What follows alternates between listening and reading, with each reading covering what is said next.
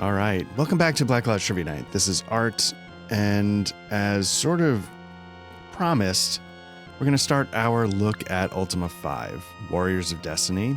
This is going to be the PC version. The first version I ever played was the Commodore 64.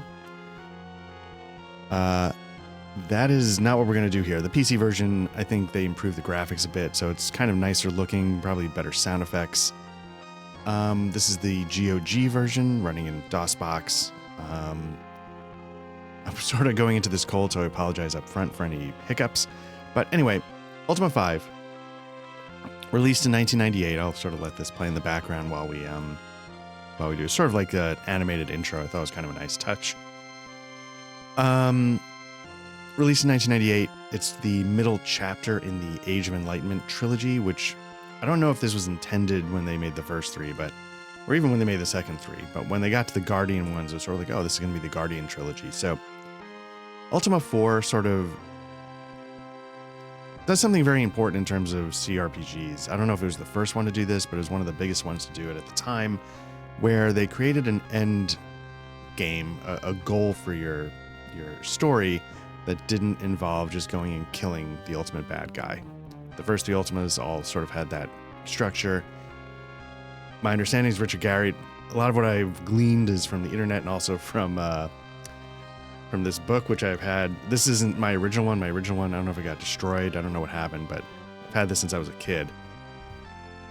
And yeah, so he created the first three games, and I think there was some disillusionment going on about, like, why does this always have to be the structure? You know, if people are sort of behaving in certain ways because of the games that I create, like they're choosing behavior patterns to accomplish games that I create, maybe I can use that for more sort of good instead of whatever.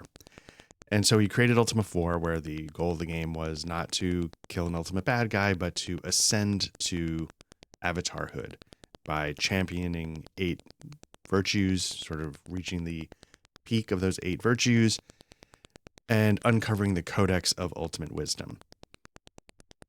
Sort of a groundbreaking idea at the time, and pretty big success. And so with that, I think he sort of wanted to continue some of those themes, and he then started Ultima 5. Now, Ultima 5 takes that idea of, what if you had this person who achieved this sort of spiritual epitome, and kind of started like flipping that on its head a little bit. So you get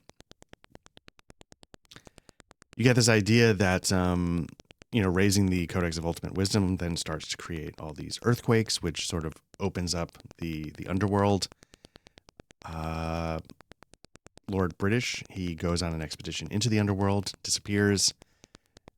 In his absence, Shadow Lords come about. The Shadow Lords are sort of spawned from like shards of what was it? There's shards of like this crystal that was from the first game. The Gem of Immortality was the first game. You have to destroy the Gem of Immortality to defeat Mondane, who is the big bad in the first Ultima. And so this sort of ties it back to the original. And there you go. So those 3 shards create the Shadow Lords of Falsehood, Hatred, and Cowardice, which are sort of obviously the opposite of Truth, Love, and Courage, which were 3 pinnacles of avatarhood to go along with the 8 virtues. So, and it's a whole thing, so it comes up with this idea of like, what if, you could sort of flip that, and by trying to go too far with the virtues because of the influence of these Shadow Lords, you actually turn what was good into something really evil, even if it's just a little bit different. Like, if you don't give to charity, you don't have any income, like that kind of thing, where it's like, hey, you're not being good enough, so now you're going to be punished. So anyway, like I said, this came out in 1998. I want to say I got this for my birthday.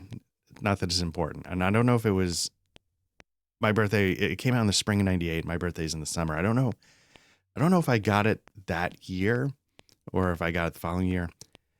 I'll tell you this. The first CRPG I can remember playing is Bard's Tale 3. And it had this cool first-person perspective. And, at the time the Nintendo Entertainment System was coming out, like any, nerds, my brother and I were like, hey, we'd really like that. And I remember my dad, I think, saying, why would you get that when you could get something that could do more but still play games? So for one Christmas, he got us a Commodore 64. And and then he realized, like, you needed something to do with it. So he's like, okay, let's go pick out a game. And me, my brother, and one of our closest friends, we were sort of pouring through the aisles, and we landed on Bard's Tale 3. But I can tell you at the time, like, I would get like magazines for video games and stuff like that. And in all of them, I would see screenshots for Ultimas. And obviously this was before the internet. So I'd see these magazines, I'd see the screenshots for Ultimas. And, you're seeing here in the little intro running on the bottom of the screen, like, you've got sort of like these sprite based characters or whatever. The Commodore 64 one was basically like a stick figure. So it was like definitely a step down in terms of graphical fidelity, even from this.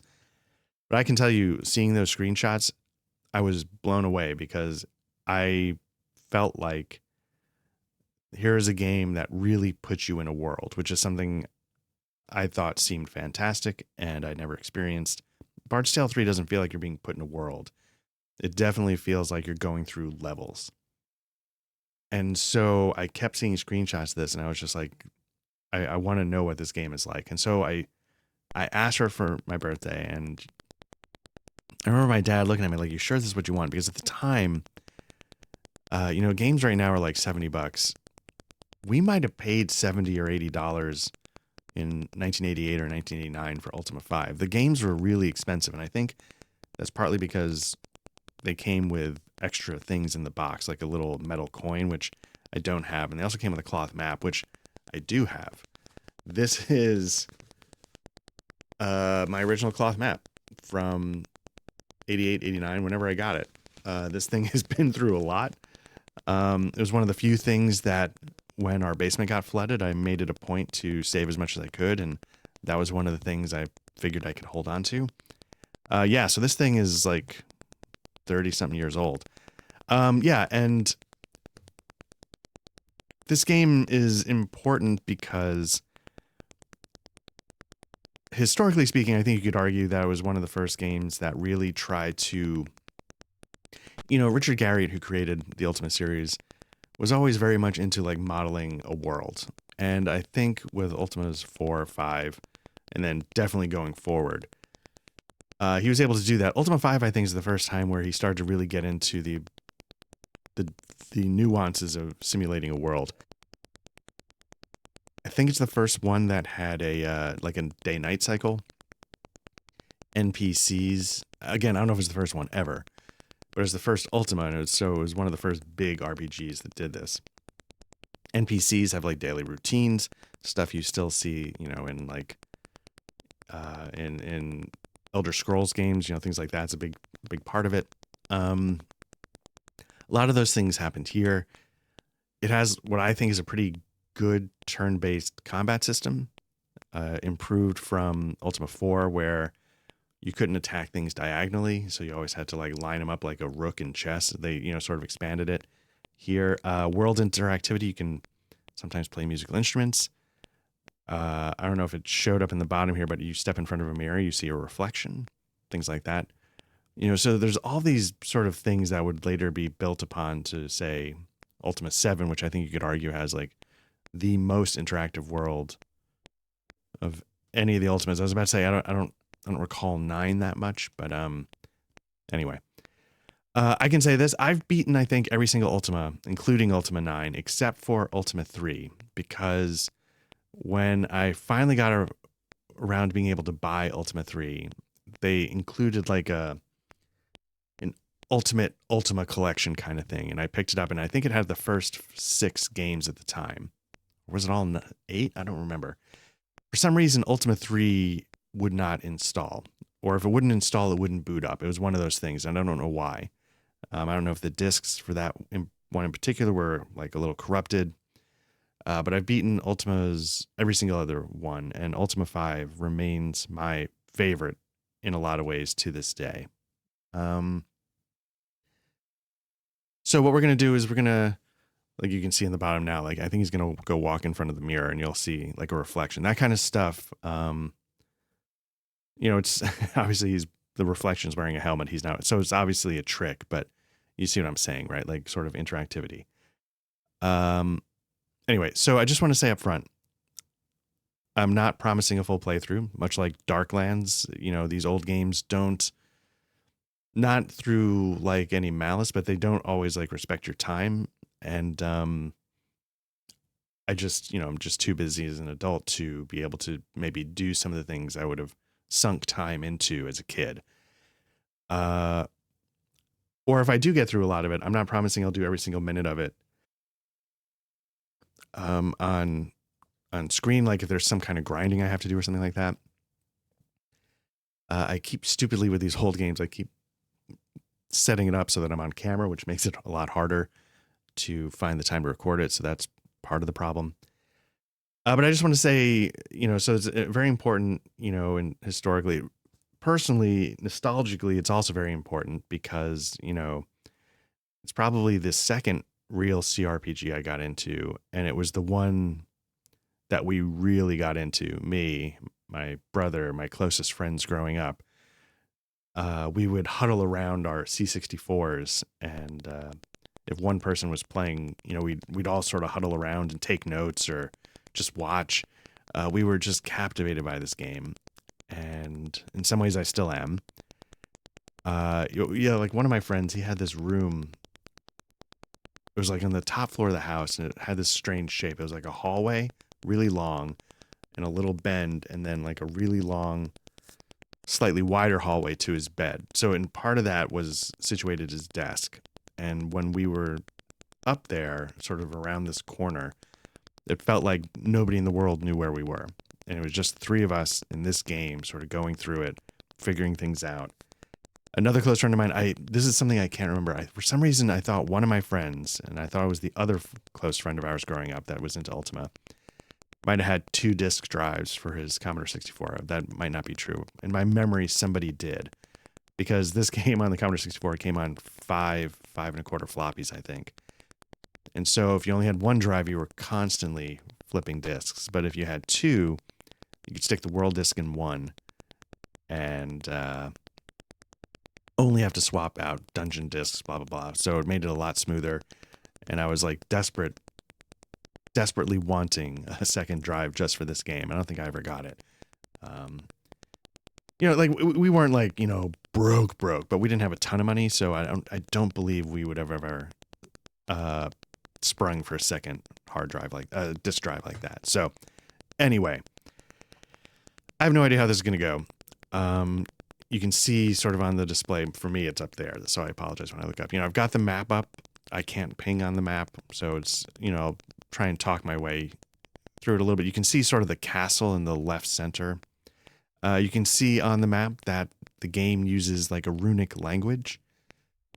I'm going to do the first session with some of the runes. There's a good chance that later sessions I might swap in, like there's a little mod you can do that replaces the runes with just regular English letters.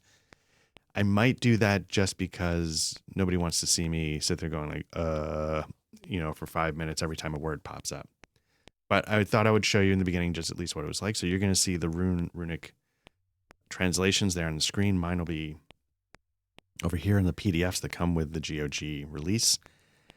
And so let's give it a shot. We are going to see how far we get with Ultima 5, and we'll talk about it. And we'll go from there. You can see again, like, sort of giving you like this animated intro to the story. We, get summoned. We go through a moon gate when we get through the other side. But you know what? It's all going to show up in the intro. So let's just get going. We're going to create a new character. You can see here, you can transfer a character from Ultima 4. If you do that, it honestly makes the game a lot quicker. You don't have to deal with a lot of the crap in the beginning.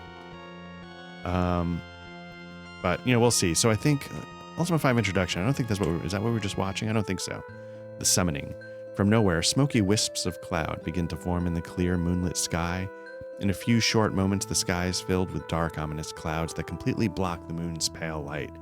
Your bedroom is bathed in quiet darkness as you lie sleeping lightly. For some reason, I feel like this intro took up a lot of time during the process, coming up with the artwork using pixels in this way. Something rouses you and your eyes open sleepily to be met by a soft blue glow reflecting from the wall. Slowly, you turn your head until you can see the source of the light. You take a quick breath as you see that the light is emanating from a shimmering circle suspended over your bed. As you look at the light, a darkening begins to appear in its center. The darkening gradually materializes into a form you suddenly recognize as the symbol of the Codex of Ultimate Wisdom. So you can see the symbol is like a star within a circle. And so the symbolism of that, it's not very clear in the pixelated thing there, but the shape of it allows it to both represent the 8 virtues and the 3 pillars, courage, truth, love, within its design. So I don't know if it's, so somehow like the symbol embodies both of those things. The last time you saw such as this was beyond the circle of stones in the nearby woods. That prior occasion marked the quest that forever changed the course of your life. I actually don't remember or don't know why the setup goes this way, but you, as the player, come from Earth. Maybe Lord British does too. Maybe that's the connection. And you get summoned into this other world to be the hero. That's just how it is. And in between, you go back home. A little bit like Narnia or something. You stare as the light begins to diminish and finally wink out. Something falls softly onto the bed.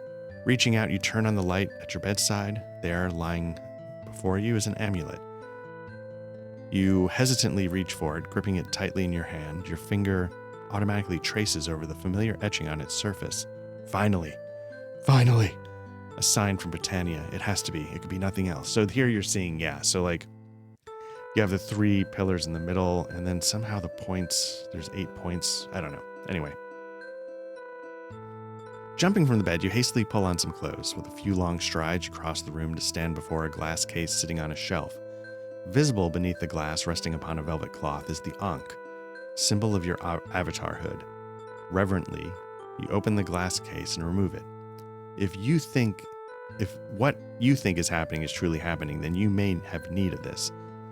It's funny. I think it was Stephen King that said, "The road to hell is paved with adverbs." I enjoy some of his books. I don't love all of them, but it's just whenever sometimes I see adverbs spring up, I'm like, oh yeah, kind of get it. You open the door of your bedroom and step out. Hesitating, one hand on the door, you look back wondering if you will ever return. Shaking your head of these thoughts, you pull the door closed and leave the house. With the aid of an occasional moonbeam piercing the dark cloud cover, you head for the circle of stones near the willow tree in the nearby woods. Strange shadows cast by the moonlight filter down through the treetops as thoughts of the past race through your mind. Your attention is returned to the present as you see just ahead the circle of stones. Often had you come here and sat for hours at a time, hoping to once again see the shimmering blue door that would allow you to return to Britannia, to those whose friendships had come to mean so much. But never had the blue door reappeared. Less frequently you came, until finally, sadly, you gave up altogether.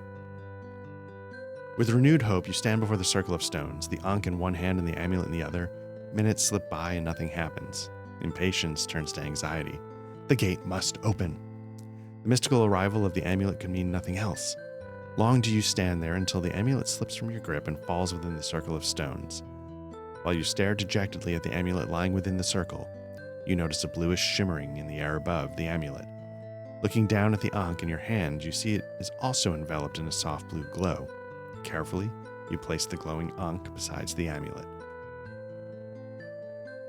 Instantly, a shimmering blue door springs up.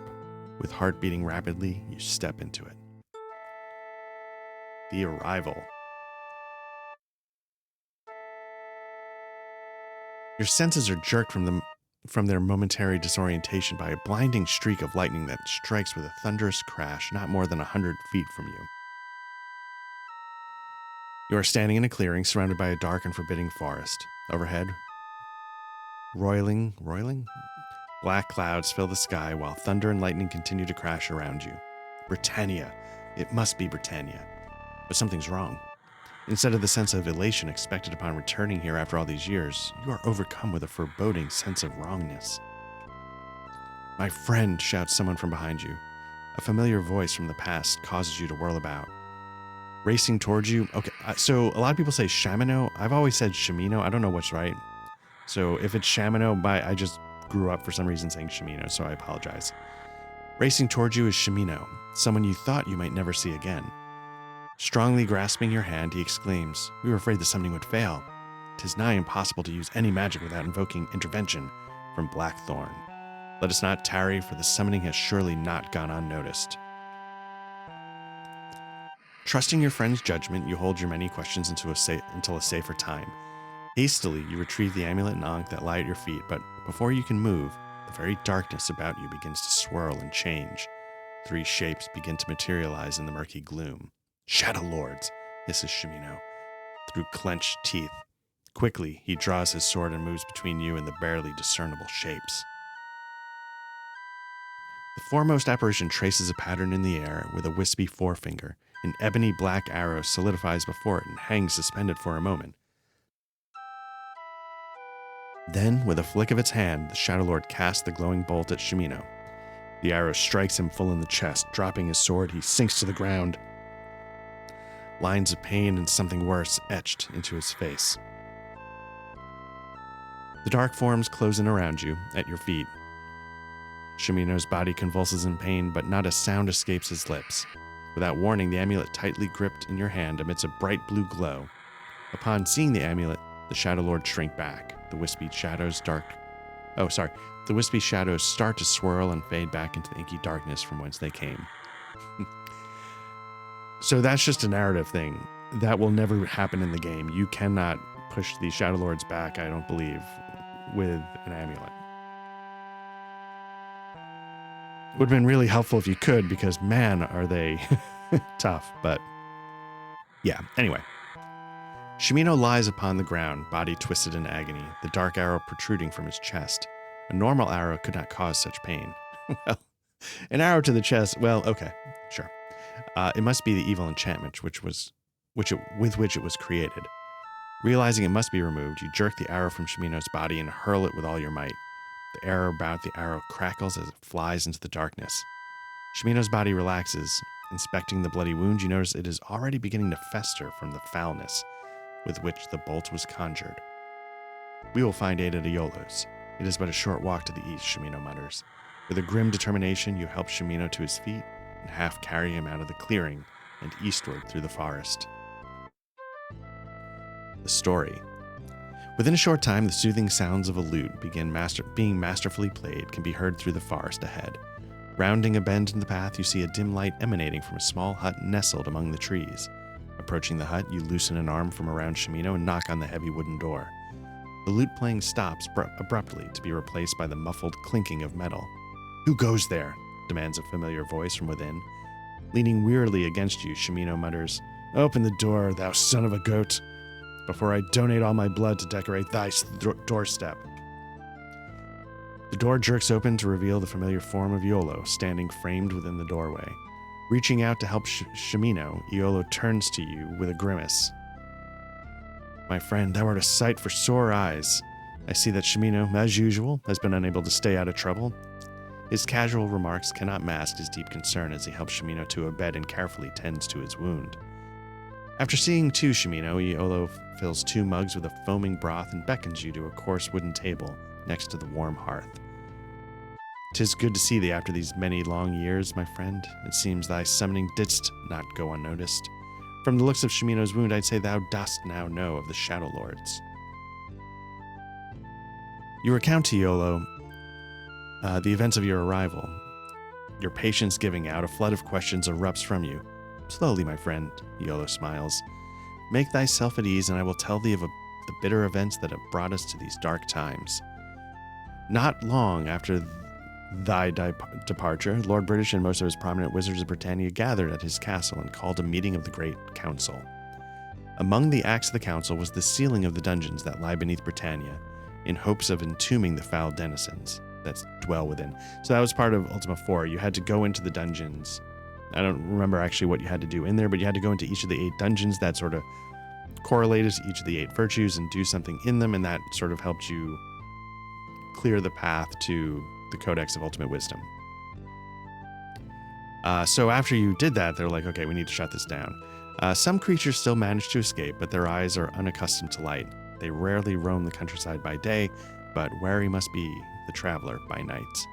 That's another thing. I think this might have been the first game because it had a day-night cycle. It could then say, by the way, night's way more dangerous. It has sort of a more advanced line of sight. You'll see it when we're walking around. Yeah, mechanically, much like Darklands, there's a lot of mechanical density sort of given the time. You're like, how could they fit so much on like 5.25 floppies? And they do. Like Darklands, I think that might have been like 10 or 11, like 3.25, but still. Anyway. Sorry, 3.5.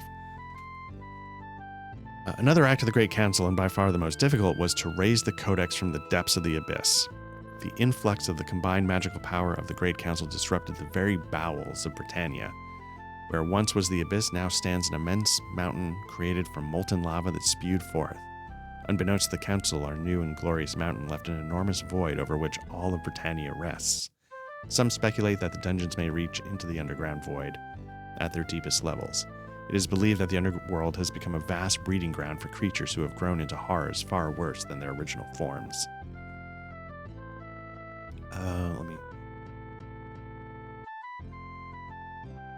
A band of adventurers chanced upon a tunnel beneath the river that flows through Spiritwood, where one of these caverns collapsed, opening a passage to the underworld. They returned, weary and bewildered, with tales of creatures that mount the dark air and others that shake the ground. Lord British is like, that's interesting. I should go look. Lord British was intrigued by these tales and gathered an entourage of stalwart fighters to accompany him into the underworld. But his party was overwhelmed by the tremendous number and power of these creatures, though they fought valiantly.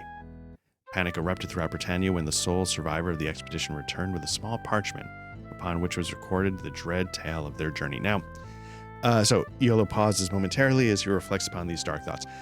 I don't have it set up to like start flipping back and forth between PDFs like I did with Darklands, but just know that one of the handouts you get when you buy this game from Good Old Games or whatever is called the Journey Log.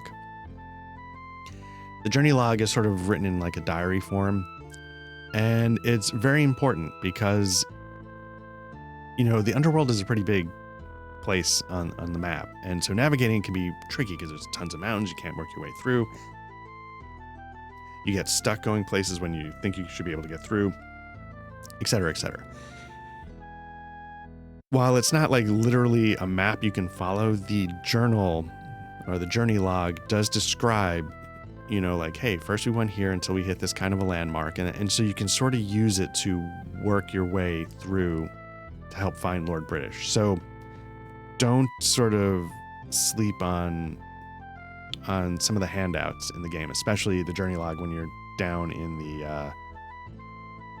the underworld. Now, I don't know if it's 100% clear, and you know, don't be afraid to use clue books because who cares? But it is there, and it does sort of guide you to some degree through landmarks to help sort of trace the steps backwards, if that makes sense. So anyway. A band of adventurers chanced upon a tunnel. Oh yes, we already did this. Okay, so it's just something to remember. Blackthorn, a trusted but ambitious subject, took over the ruling of Britannia to calm the ensuing chaos. This we accepted until the Shadow Lords appeared. They corrupted Blackthorn in some manner unbeknownst to us, and Blackthorn's reign is now one of oppression and tyranny. Through him, the meaning of the virtues have been corrupted to serve the self-righteous. Shimino, myself, and others thou hast known have been declared outlaws by Blackthorn's regime and must skulk about as common criminals. We keep distance between ourselves so that we canst not be rounded up in one fell swoop. But this cannot go on forever. Blackthorn and those hellish Shadow Lords are bleeding Britannia. Rule must be restored to Lord British if he still lives. So, like I said, I played this before I played any of the other Ultimas. And I'm like, holy cow, like what a cool setup. You've got a leader that's gone missing. So you sort of have like a power vacuum at the top. It's filled, but the guy, you know, he's not Lord British. And then you have this evil come in, and the sort of not Lord British is not able to stand up to this new evil. And so everything gets flipped on its head. You have like this underground movement that's, you know, well, gone to ground, I was going to say, because, you know, they've been declared outlaws, and, you know, like, wow, like, so this is the world we're stepping into, where, you know, it just seems like such a cool setup for a world. And I wonder where I'm going with this is I wonder if people who came from Ultima 4, I wonder what they thought of that setup. Did they see it as like, oh, wow, that's such a interesting, you know, next step in the story? Or were they like, well, I kind of liked what we were doing in the last one? I don't know. The gravity of the matter compelled us to risk a meeting. We arrived at the only possible answer. Attempt to summon thee, my friend, to aid us in our quest to discover the fate of Lord British. The risk was great, for no use of strong magical power goes unnoticed by the Shadow Lords, but we felt there was no other choice. Shaking off the gloom of his tail, a jovial glint returns to Iolo's eye. He nods in Shimino's direction and says, but, since thou art here, my friend, and hath naught else to do, I'm sure, what say thee we nursemaid this poor excuse for an adventurer back to some semblance of health, then embark upon our quest. If life still breathes within Lord British, we shall restore him as the rightful ruler of Britannia. So that's the intro, and then what you do is now you go on to create a new character. So when you create a new character, I don't know when they started doing this. Was it Ultima 4? I had never seen it before, so I thought it was like a really cool system. So we're going to create a new character. What name shall thou be known? Sir Dale will let me do. No. Sir Cooper will let me do that. Sir Coop. Perfect. Art thou male or female? We're going to go with male. So yeah, they have this really cool system where you don't just like roll stats and stuff like that. You answer these questions. You answer these questions to sort of generate your stats. And in theory, you don't really know what you're doing. I can tell you, like if you go to like the wikis and stuff, it'll tell you if you want to sort of guide your character creation to a certain kind of build. There's going to be how many stats? 8 stats: compassion, spirituality, sacrifice, justice, valor, honor, honesty, humility. So you can tell the stats are basically the 8 virtues. It's not your typical strength, dex. You know, you could see parallels. Like you could see how like valor might be a little strengthy. And so choosing certain answers within the realm of certain virtues literally gives you bonuses to stats. There is dex, strength, intelligence. I should take it back. There are stats. So if you choose like compassion, again, I'm just getting this off the internet, you know, it gets +2 dex. If you choose valor, you get +2 strength. If you choose honesty, you get +2 intelligence. And a lot of guides and stuff like that sort of steer you toward making sure you boost up dexterity a bit, because it helps like accuracy of attacks, your speed in battle, disarming traps. Then they say, you know, strength comes second. Strength determines how much damage you deal. So some few weapons, strength determines the hit rate instead of dexterity. Maybe like a 2-handed sword I could see. But it does say that strength will be set to 20 even if your answers were set it to a lower value. And then intelligence, a lot of the guides say, is the least important attribute. It rules magic points. But here's the thing. In Ultima 5, like magic points don't...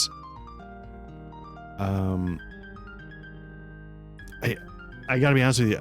I don't 100% know what they do at the moment. We'll have to get in there and see, because when you cast spells, you need reagents. And you mix reagents, and that's how you prepare the spell. And that's just money, right? That's not magic points. Anyway, so yeah, so we'll see how it goes. But Yeah, I honestly don't recall how magic points work. Let's see. Far from your mind while strolling through the nearby woods is the rumor of a mysterious gypsy wagon that some claim to have seen. But then you see the colorful wagon sitting in the valley below. Strangely, you find yourself drawn to the wagon. As you approach, a woman's voice from inside says, "Enter, O seeker." Upon entering, you find an old gypsy sitting in a curtained room. In front of her is a table upon which sit 2 incense bowls. The ancient gypsy smiles as she says, "We have been waiting such a long time, but at last you have come. Sit here and I shall read the path of your future." She throws some powder into the bowls that causes a thick blue smoke to boil upwards from them. Staring into the smoke, she says, "Let us begin the casting." I feel like other games have borrowed this. I don't know if it's Elder Scrolls but I just feel like there's some RPG series or game that I've encountered where they said, "Hey, do you want to roll your stats or would you like to answer questions?" Sort of like, and then it sort of created this sort of approach. So let's see. So let's begin the casting. Okay, here we go. This is how it works. Thee and thy friend are valiant but penniless warriors. Thou both go out and slay a mighty dragon. Thy friend thinks he slew it, but thee did. When asked, dost thou A, truthfully claim the gold, or B, allow thy friend the large reward? So again, you're looking for, like, compassion is a +2 dex. Spirituality, sacrifice, justice all give you +1s. Strength is spirituality, sacrifice, valor, and honor. So honesty is going to boost your intelligence, which again is most important for magic, which again is the least important thing. So I don't know if B is, if the crying eye is sacrifice. If it is, it's going to give us a +1 to dex, and that's what we're looking for. It might also give us a +1 to strength. So let's choose B. Although a teacher of music, thou art. Now, I'll say this. When I first played this game, obviously I had no idea how any of this worked. And so I just answered them honestly, and I think I ended up with some kind of like shepherd class, and it wasn't very good. So, and I do feel like, I'll be honest, like, I don't know if the class actually matters at all. You know, it's all whatever. So don't be afraid to just, you know what, I'm just going to do this, honestly. If you're going to try this for the first time, it's worth it. Just, you know, answer the questions, let the character creation go where it goes. And, yeah. Although a teacher of music, thou art a skillful wrestler. Thou hast been asked to fight in a local championship. Dost thou accept the invitation and valiantly fight, or humbly decline, knowing thou art sure to win? Again, humility. This actually might be why my class sucked, is because humility doesn't give you any benefits, any bonuses. And knowing my beta cuck personality, I probably chose it a lot when I first did this. So I'm going to choose A.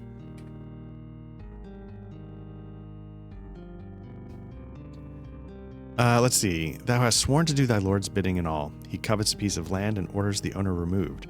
Thus thou, A, serve justice, refusing to act, thus being disgraced, or B, honor thy oath and unfairly evict the landowner.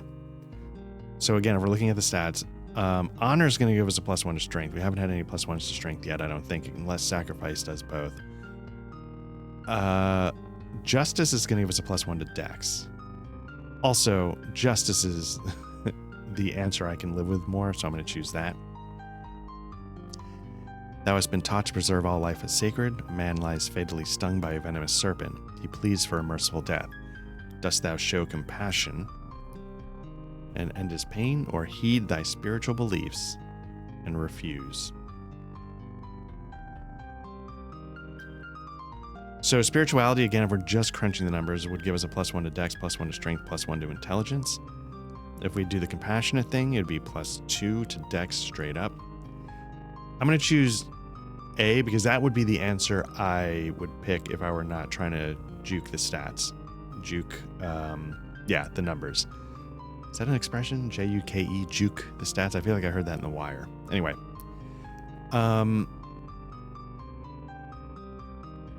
here's why. If I were sort of doing this as like a real answer, because like at some point, if your spiritual beliefs sort of collide and allow someone suffering, like, I think you have to examine your spiritual beliefs. So, kind of heady questions in a weird way for a role-playing game, 35 years ago or whatever, 34 years ago. So I'm going to choose A. Thou dost manage to disarm thy mortal enemy in a duel. He is at thy mercy. Dost thou show compassion by permitting him to yield or slay him as expected of the valiant duelist? Again, valor, valiant, that would give us a +2 strength. But again, I would show compassion. That's going to give us a +2 to dex. During a pitched battle, thou dost see a fellow desert his post, endangering many. As he flees, he is set upon by several enemies. Dost thou justly let him fight alone, or risk sacrificing thy own life to aid him?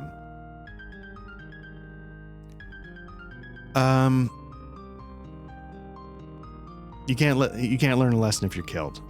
So I think I would risk sacrifice. Now in this case, sacrifice is going to give us a +1 dex, +1 strength. I'm assuming the wikis are correct. Straight up sacrifice would justice would be a +1 dex, +1 intelligence. So the numbers are better for sacrifice as well, but it's the one I would choose anyway. Thee and thy friends have been routed in order to retreat. In defiance of thy orders, dost thou stop in compassion to aid a wounded companion, or sacrifice thyself to slow the pursuing enemy so others can escape? I'd probably choose the first one. Sacrifice again is going to give us a +1 dex, +1 strength. Compassion is just a straight 2 dex. I think I would choose the first one because then, is this like a trolley problem? The trolley car problem? Like, if I sacrifice the wounded companion, could I slow the enemy enough to help more people? Or do I help the one person knowing that I'm helping the one person? Like, it's guaranteed that I'm going to help that one. It's not really the trolley car problem, but, you know what? I think I would choose B. So be it, says the gypsy, as if from a great distance. Thy path is chosen. Thus begins thy quest as chronicled in Ultima 4. I think when I was replaying this, like I said, I played Ultima 5 when I was a kid, and then at some point they had like the Ultima collection, and it was 1 through 6. And I think when I played it that time, I think I brought my character over.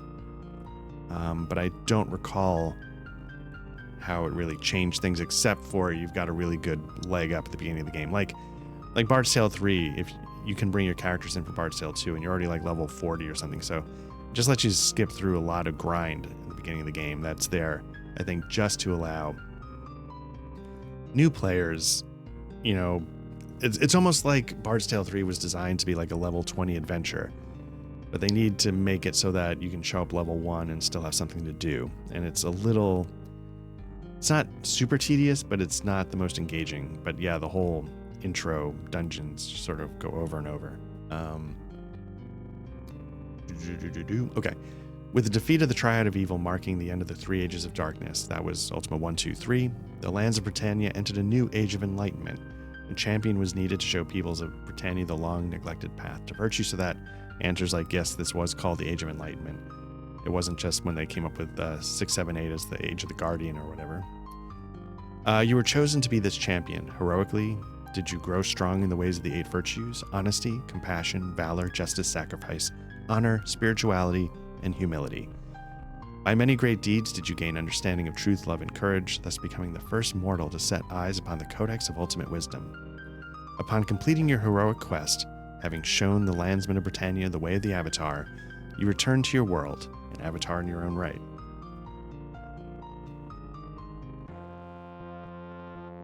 So there we go.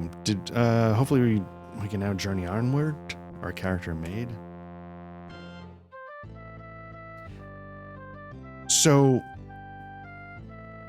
right off the bat, like I said, this these graphics are way, way, way better than they were in the Commodore 64. The music is also way better, but I will say this. Right off the bat, I loved the music in this game. Just loved it. Much like I really enjoyed the music in Darklands, just something about the music in this game really, really clicked with me. Some things about the game, when I was talking about how like they managed to get a lot into a little. You've got like animated objects in the room. You see the torches and the fires are all sort of flickering. You've got below the main map, it says east winds. Yes, the wind matters. Wind direction matters when you're sailing ships. So again, some world some world stuff going on there. Yeah, you got up top, you got,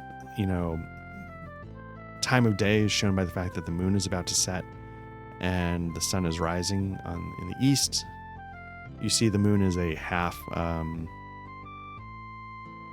moon. Phases of the moon matter, and they change in a systematic way. Only certain moon gates open during certain moon phases. It's kind of nuts. So, you can see on the right, you've got Sir Coop, 60 G. 60 is my health. G means I think I'm in good health. You can have like P for poisoned, I think. You've got Shimino and Iolo, so you can see, we've got a party going on. Which is not, you had those since I think Ultima 3 maybe. But I don't know, at the time it was kind of cool in, Bard's Tale 3 you have a whole party, but they're just sort of stats on a screen. Here, once you get into combat, the other characters actually are there and you got to do what you got to do. Simulation. I was trying to think of the word simulation. So some world simulation going on with like the winds, the phases of the moon. Simulation is going to be just like a big word for the description in Ultima 5. It really goes beyond what they had ever done before. You see below the characters, you got F, that's food, 63, gold, 150, the dates, 4/5/139. And then you got the prompt.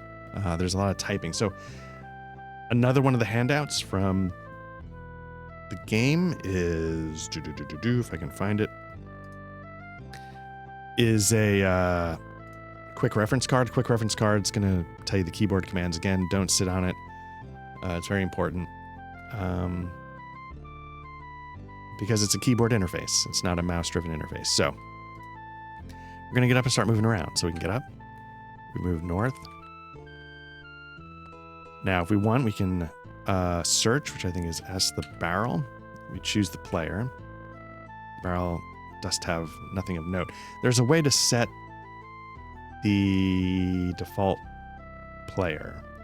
And I'm trying to think of how to do that. What if I hit 1? Nope.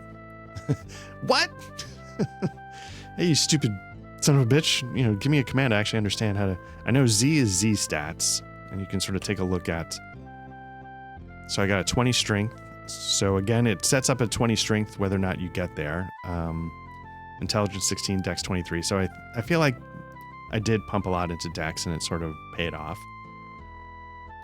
Got 150 experience, which makes me only level 2. I thought it was... Well, it doesn't matter. Hit points 60. Yeah, because I thought you got 30 hit points per level. So anyway, that's my what I've got in terms of equipment. Now there's a way to get to a character sheet, I thought. What does C do? I think C is cast, so it's not that. I thought there was a way to... Yeah, N is new order, so we're going to swap Shimino with Iolo because he's... let me do Z stats for Iolo because he's got 90. He's level 3. He's got magic of 8. So I'm curious... curious how many experience points make up a level. Leather helm, leather armor, main gauche, short sword. Shimino has got no magic. He's a fighter. Leather helm, ring mail, short sword, small shield. As equipment, we've got 63 food, 150 gold. We've got keys that'll open up locked doors. They're also magically locked doors that you need special keys for. 0 gems. Gems allow you to sort of see like really far away, to explore like large sections of the map, to reveal them. Torches, 4. Obviously torches are light. Reagents, we got 4 so far. So again, it's this whole system for how to create spells. So you mix the formulae and then you're able to cast the spells, which is why I'm not sure what magic points do. Looks like we've got in lore, which I think is make light, and Nox is like heal poison. Manny might be just straight heal. So we've got a bunch of spells we can already cast. Vas Flam, I think, means like create fire. Anyway. I thought there was a way to set it so you didn't have to say who searches every time, but that might not be true. So now what we can do is we can like get the torch. Now there's a way to see your virtue, but it's important, like we're going to need torches. So let's get these. I'm sure Iolo won't mind. It's his house after all. We've searched the barrel. We can climb into bed, and it shows us lying down, stuff like that. But let's, how do we open a door? Make it open, oh. Okay, so we go out into the world, and again, like, I thought this was just mind-blowing at the time. Can you do a map? Is there a map? No, I don't want to mix reagents. L for look. Thou dost see grass. But you can see, like, there's line of sight, like, the woods, you know, are sort of cut off, so you sort of have to go into them. You go too deep into them, and you can't see anything, right? Just really, again, stuff that I had never really experienced before. These are Iolo's crops. I think you can get them, which gives us food, but I think this might actually hurt our virtue, and I wish I could remember how to... I will figure that out. There's a, there's like a keyboard shortcut that's not noted. It's sort of like a developer thing left in that lets you quickly check your virtue. I think it's definitely in Ultima 4. I thought it was here too. So, you know, you can sort of explore. Here's a well. I think you can give... Nope. I think you can use... There's a way to... Nope. Pocket Watch will tell you the time. Use. Okay, we've got potions. 3 yellow potions. I don't recall what that does. You can see here you've got your first instance of the runes. So if you look on the screen, you've got... Below, you've got I for the first one, and then the second letter is S, I-S. So then you could go to your chart of spells, which is like on the quick reference card, and you could see like I-S is, I have no idea. But it's one of the spells, I think. Insunct, it looks like it's a 4th circle, and it provides protection at any time, and it requires ash, ginseng, and garlic. So, there you go. I thought there was a way to throw money into the well. Drop a coin, yes. Thy wish. Horse? No effect. I think one of the wells does give you a horse. But yeah, so if you look in the wells, you can make a wish. Again, does it do anything? Not really. Is it just usability? Absolutely. Just showing you that, you know, you can interact with the world in ways that are pretty cool. So let's not leave quite yet. No. So you get to sort of explore around Iolo's hut. No, I don't think there's anything actually here, but just to be safe. No. I think the idea is you're supposed to just sort of take the path out, and yes, let's leave. And now, even though it looks the same, but now we've sort of telescoped out one level into like a bigger world map. So again, it's late in the day. You can see the sun over there, and then we start making our way. There's Iolo's hut, and we get to the main path. Now, where we are on the map is, like I said, I apologize, I can't ping on the map, but if you look at the cloth map, you see the castle sort of just to the left of the Ultima 5 logo in the water. That's Lord British's castle. And so I think we are sort of northwest of it, past that line of hills into the forests to the northwest. So that's, I think, the general area of where we are. And this is like a path that will let us,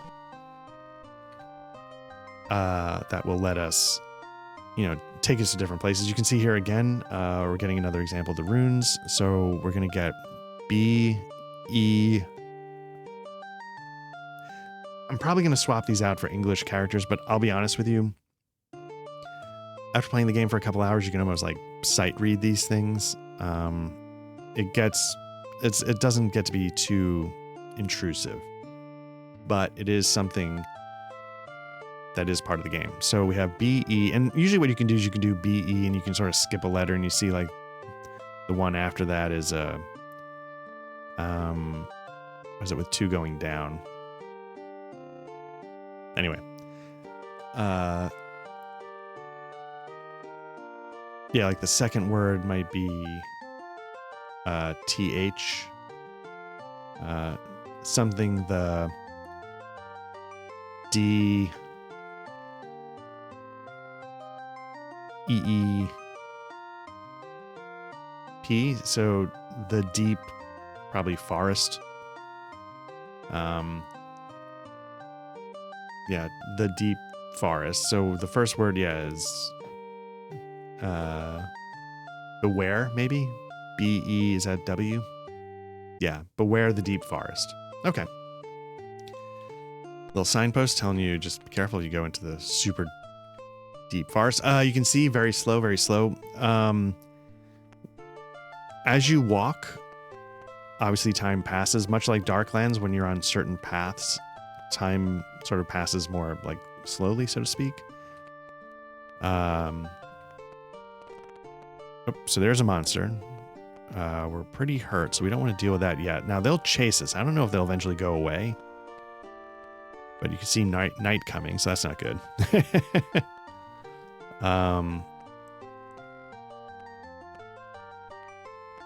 I don't know where we are. You can ignite a torch, and it gives you a little bit more visibility, but not a lot, but it'll help you maybe not miss something. So we found a path. So let's look. Let's see. That's probably going to say Lord British. Is that L? Nope, that's not L. Is that second letter F? Or is that second letter... I think there's 2 letters that have very similar... Or is it O? I'm going to guess it's O. Yeah, so is that Lord L? But the first word letter is not L. N-O-R-T-H, North? Maybe? That last one is the N-O-R-T-H.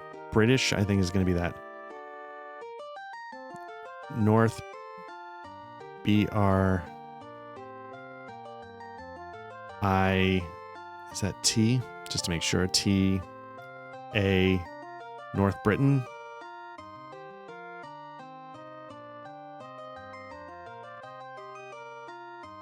Is that an N? Yeah, it's an N.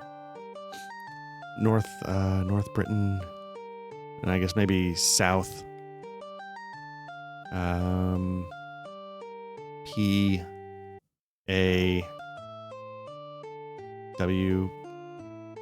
pause. South Pause, North Britain. Okay, so it's telling you if you go south, you're going to go to the town of Pause, but we're going to go north to Britain.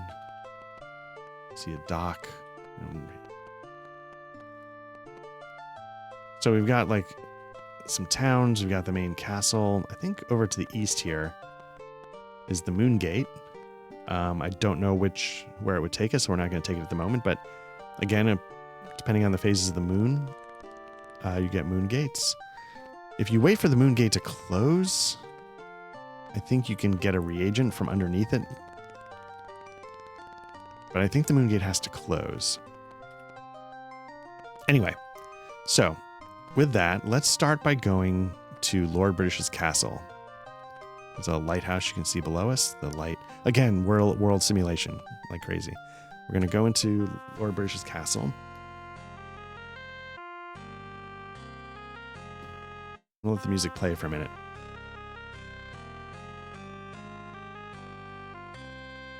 Now, if you're familiar with the games at all, you would know that this is a sort of minor chord variant of the music that used to play under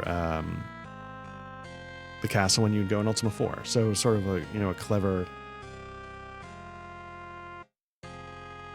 callback, sort of some emergent storytelling or whatever you want to call it. So we're going into Lord British's castle, and this is one of those games where I think you need to take notes. It's not that you need to write down every word, but there's going to be clues that get thrown out that you're going to need to like somehow recall, a million years later. So I'm going to take notes. I've got a little pencil here. I've got sort of trying something for the first time. I've got like a little writing tablet.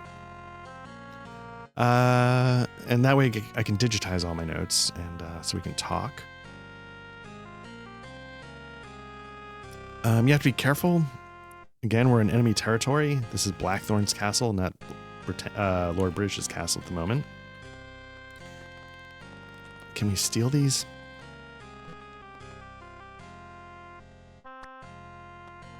Does he care? He might not care. But as you can see, you take away the torches, things get dark, right? You make your way in. You can look at the fountain. I think you can also... Refreshing. The gate's locked. Let's go a different way.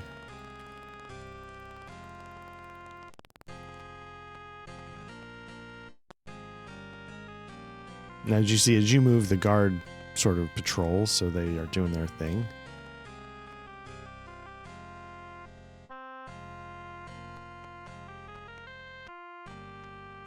Let's look and see. So there's a guard. It's probably not wise to... Let's see if we get the armor. Leather armor. Hopefully nobody notices because we're asleep. Ring mail. Nice. Cloth. Sure. Scale. Nice. Now, we could probably try sleeping in the bed, but we might get kicked out because, again, some guard might show up and like, what the hell are you doing in my bed?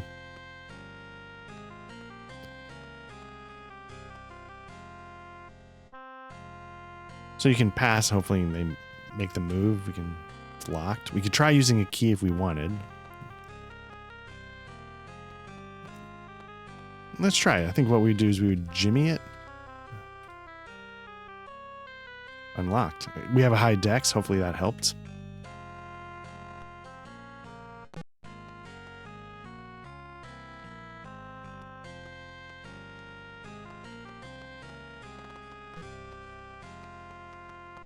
So this will take us, again, line of sight. You look through the slits of the... Luckily it's daylight, so we don't wish to leave. So let's, So is this the entrance to the smith? Again, remember, players, NPCs have schedules, so...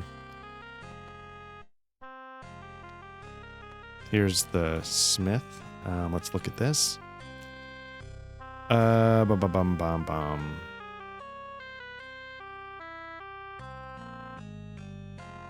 This was also part of the fun. We would have like 3 people, like I was saying, we were describing it. We'd have a bunch of us sitting around. This is what we would do. We would, sometimes some of us would be looking up the words while the others would be doing whatever. So like the first word is ye. The second word is C-I-N-G.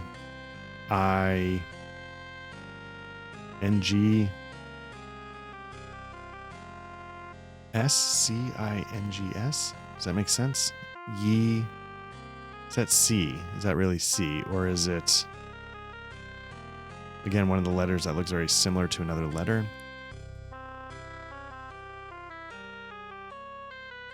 Is it K? It might be K. Because that makes more sense. The kings, it's probably stables, right? Something like that. W A whatever. So, but you get the idea. It's the King's Stables. There's the guy in there. He's still asleep because it's still early.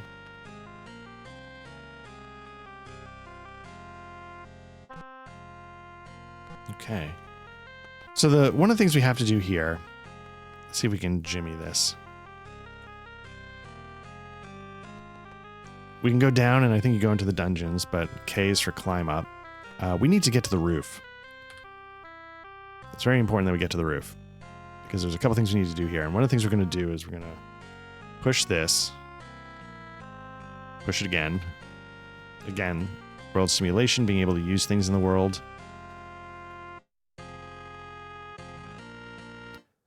So what we need to do is we need to... Oh no, we don't need this one. We need this one.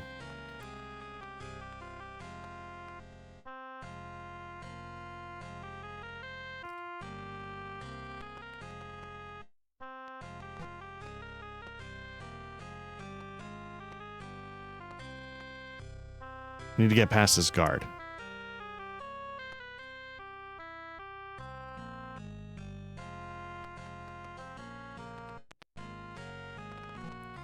And we can scale the roof, go around.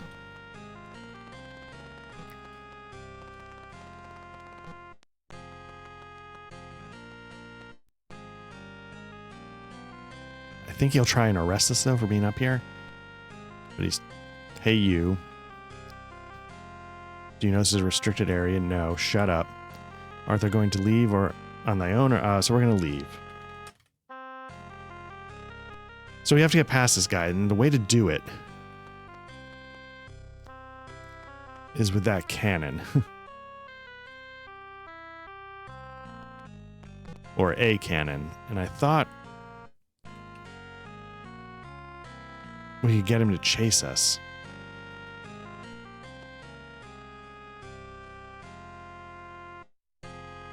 Because again, if you hit the wall, you sort of...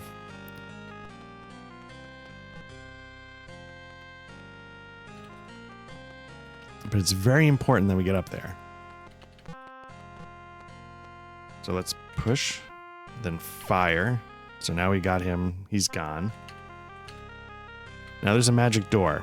And you're like, crap, we don't have any magic keys. Don't worry, the world is a simulation. Just hit it with a cannon. And you're good. Couple things. Look at this carpet. Thou dost see an odd rug. Get it. It's a magic carpet. That's important. Let's look at this. This is going to say something about it being, Lord British's chambers. We can climb up here. And again, the world is a simulation. We can use... Nope. Look at the... Oops, see the sun. So at night you can see moon phases, stuff like that, I think. Let's see if we climb down. Yeah. It's going to search. Search. Wait, is this back?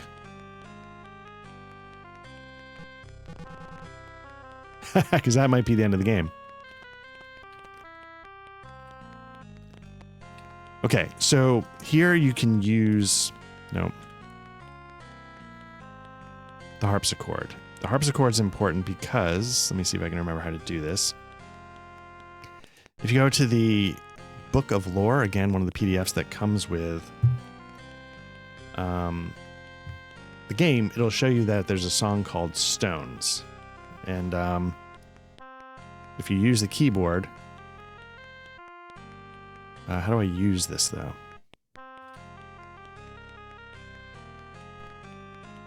Okay, so that's what I see, but what's the reference? It's not... is it you? No, because that's that's using objects I already own. What about...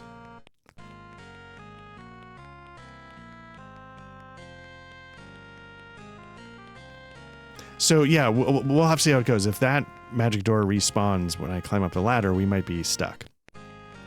Because it wouldn't let me push the...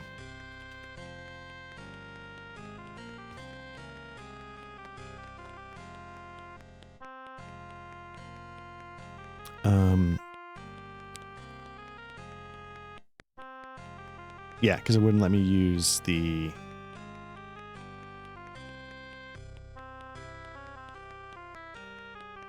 Now there's a way to just start playing the keyboard.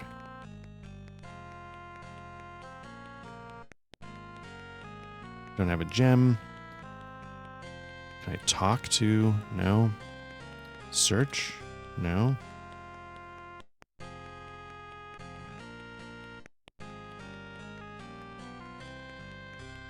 Won't budge. Because what you can do is you can...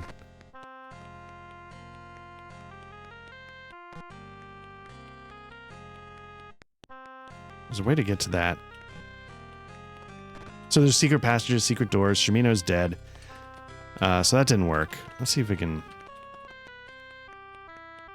How do you play this? Push no.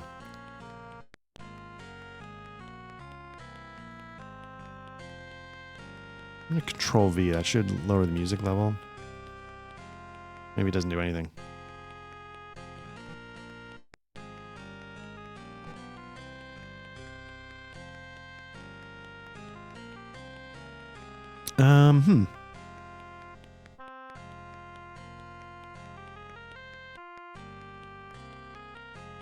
That's how you equip stuff. You can ready it. Searching didn't do anything.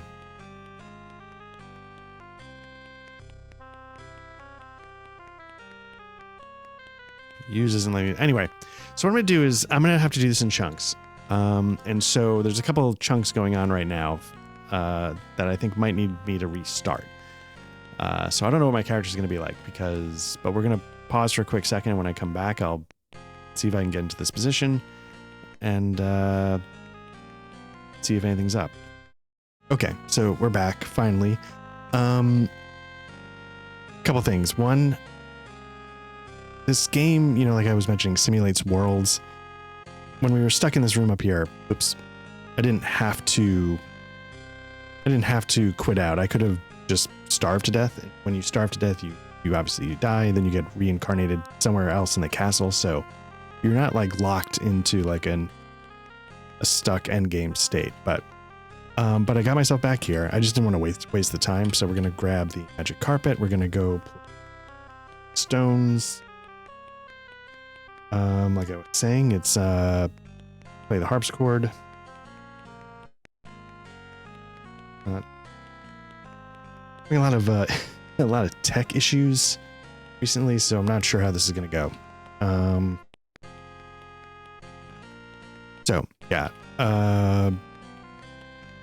Another thing I did, I turned off the runes. The runes, they're interesting for immersion. I don't know if they add anything to the game at this point, at least for me. The first time I played it, obviously I have to. But, oops. Sorry about that. But, it sort of raises, I don't know if it's an interesting question, but the idea of like, immersion, sometimes immersion can be a bit of an impediment, I guess, and is it worth it? And I would say probably most of the time, yeah, but,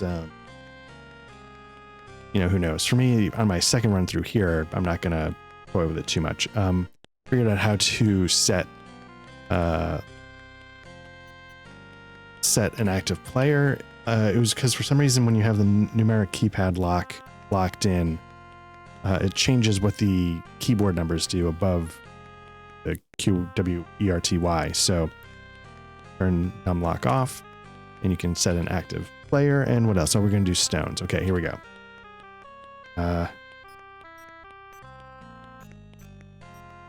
Can't tell if it's okay. So you sort of have to, like I was saying, the sheet music for stones is in the lore book.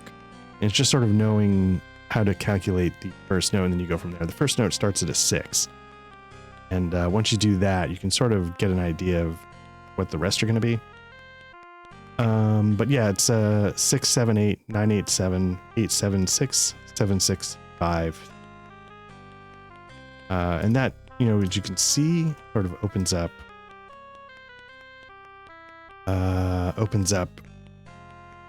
secret passage back here. One thing, oops, very important you do this.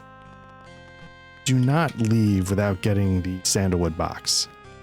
Do not do it. Ask me how I know not to do it, and I will tell you a story of somebody who got to a very late stage of the game and then had to turn all the way back around, not knowing what to do.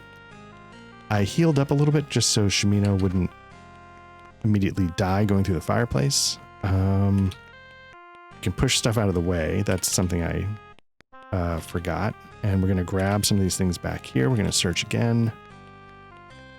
We've got... Is there anything else? Nope, that's it. Okay. Okay, now we got everything, and we're ready to head out. Shimino's still alive. I didn't actually this time kill this guard. I figure out if you do Control K, that checks your karma score. What karma I found out does is, I don't know if it does other things, but one of the main things it does is if you were to completely die and get resurrected, you lose some experience points. The amount of experience points you lose is mitigated by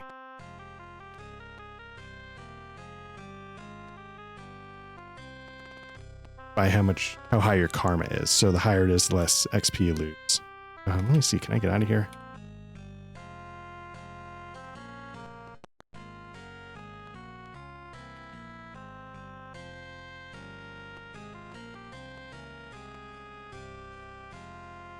I don't know why everybody's so... Okay, so we didn't get out. We didn't get out cleanly. We're going to be arrested. Let's see what happens. The guard strikes the unconscious. Thou dost awaken too. Let's see who this gentleman is. Let's see, the quiet, solitary man. I am called Jerome. Let me get ready. We are in Castle Britannia. See what Jerome has to say. Whoops. Sorry, I keep banging my mic. It's going to be a bit of a messy setup tonight. Let me write down Jerome. Job. He's an adventurer. Let's try that. Now I'm a prisoner. Heresy. I stated my belief that Lord British was alive.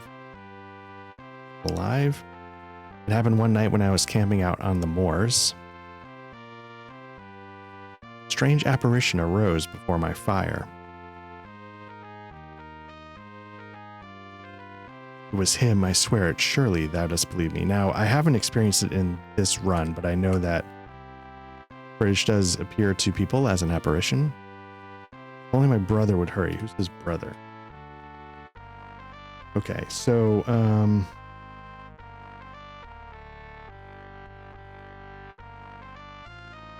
okay, so Drone is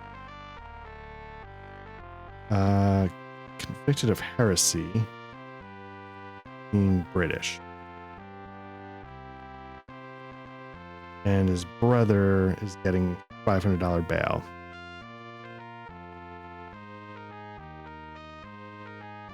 Okay, so let's release. Let's see if that's the word.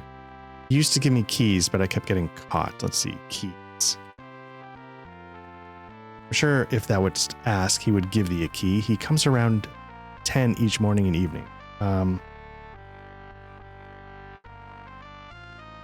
Gives keys at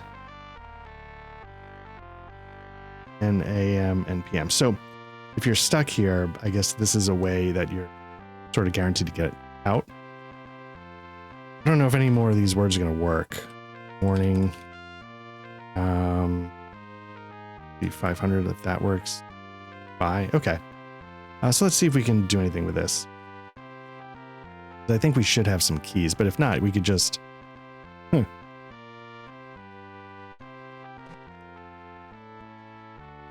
we're out of keys. You kidding me? Okay, so what? So we're going to use our pocket watch. 8:18. So we're going to hole up for 1 hour.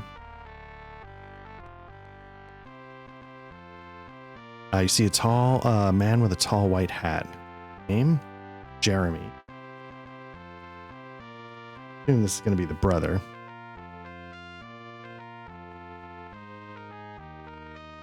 Let's see, I'm the chef at the Slaughtered Lamb. work hard. I need the money. Let's see if he's got the key. Surely thou wilt give me 50 gold for these keys. Yes. Okay. Is there anything thou dost need? Food, keys, or perhaps information? Let's see what the information is. All I can tell thee is that Chamfort knows a mantra. Okay. Chamfort. Mantra. Now, let's just see. His job is slaughtered.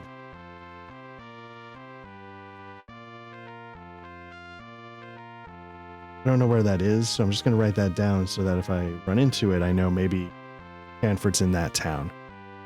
Let's see. Mantra. Nope. British. Nope. Bye. Good luck. Let's see. Jimmy.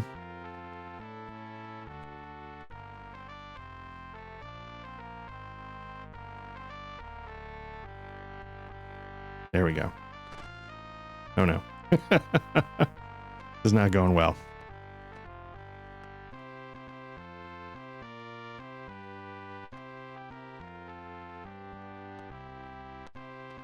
Okay, so there's a secret door.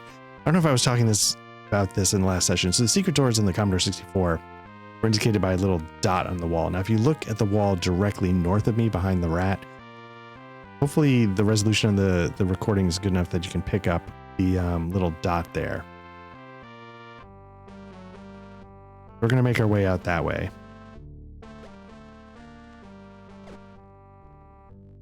Man, poison everywhere.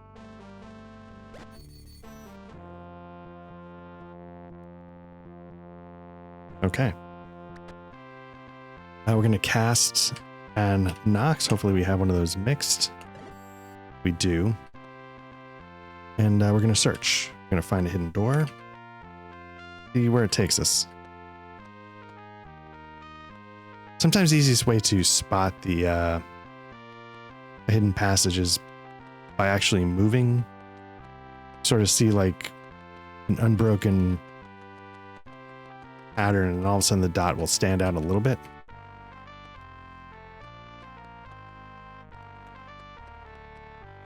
Here this guy is.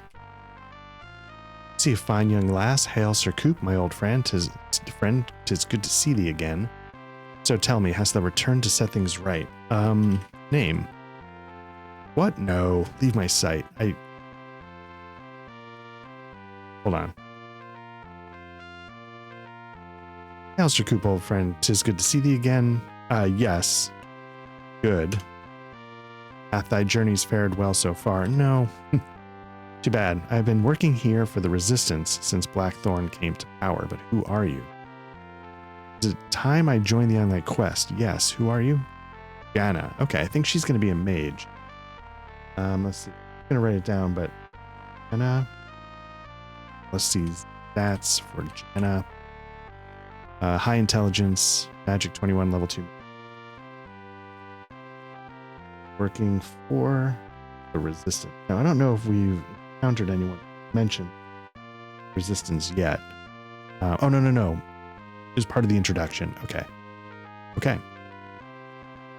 Now we've got 4 people. Let's see. Nope.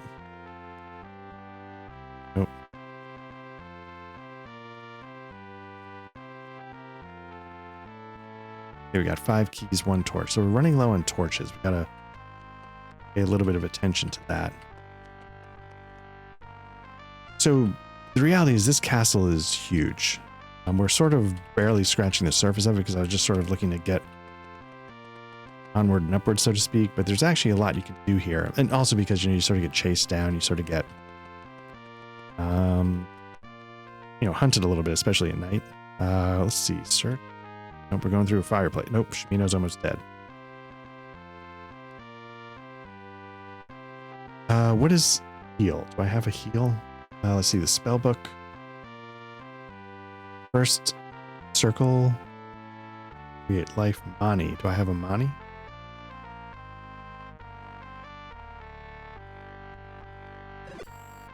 I do. Okay.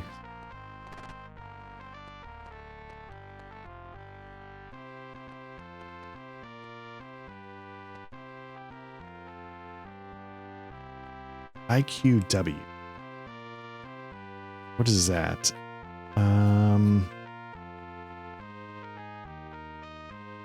kind of a higher level spell. I'm not seeing... going through the spell book, and I'm seeing IQW is create an illusion for knowledge. In quas vis, or vis. Travelers in Britannia tell of magical gems that transport the vision of one gazing into the depths to a viewpoint thousands of feet above the land. So I guess this sort of mimics those gems. Okay, that's cool.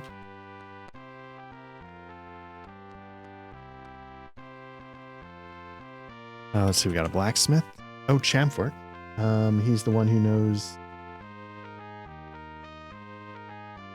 We'll play it cool. Let's see, job. I own this smithy and also forge its goods. Let's try smithy. I'm a busy man, don't have time to chat, so excuse me. We're gonna talk one more time. Okay, so this is why I need to write stuff down. You see a hardy blacksmith. Who told you to ask me? I'm gonna say Jeremy. Ah, yes, the mantra of justice. Beh.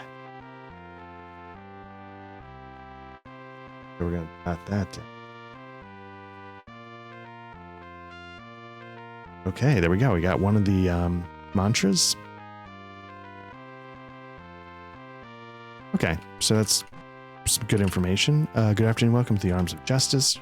Hail, friend, wouldst thou buy or sell?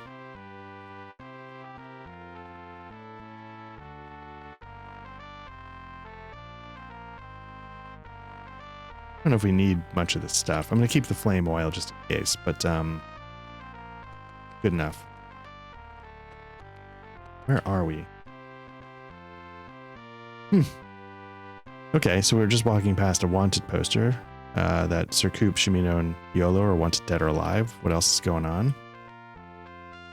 Political prisoners, all right. Makes me wonder where we are. Are we in... I don't think we're in the Castle Canyon anymore. Are we in U? Let's see. You see a man in flowing black robe. So I'm in the wrong...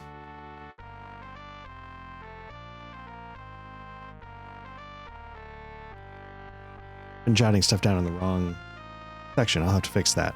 Let's see. Judge Dryden. Job. I'm the head inquisitor. Sounds like... I think this is going to be... Let me go to that second. I think U is the kind of... let's see. Judge Dryden. Head Inquisitor. Let's... This is the court of the Inquisition of His Majesty Blackthorn. Are you here to confess? No. Perhaps then to plead for the life of another? Who? Whom dost thou wish me to pity? Jerome. That one deserves no pity. Okay.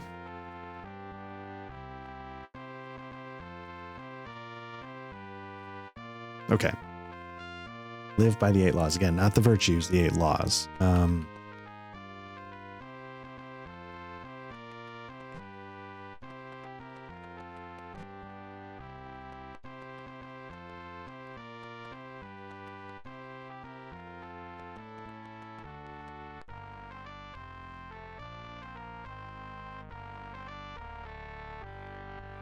A small, battered child barely breathing and limp in the stocks.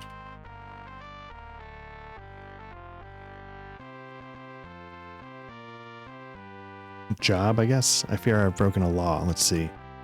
I failed to enforce the 7th law of virtue. I did not turn my father in for donating too little to charity. Mario. Charity. That's just what I'm told. Okay, so you can see what they're doing to people, right? See a man torn and tattered from days in the stocks. Won't you help me, please? Name?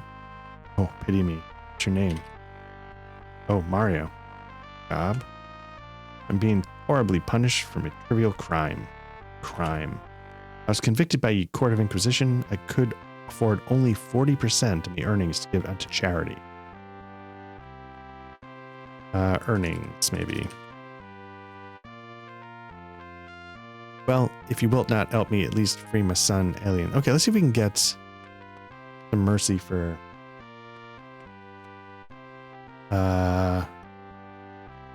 Alien. Try that. Okay. Oh man, where'd he go?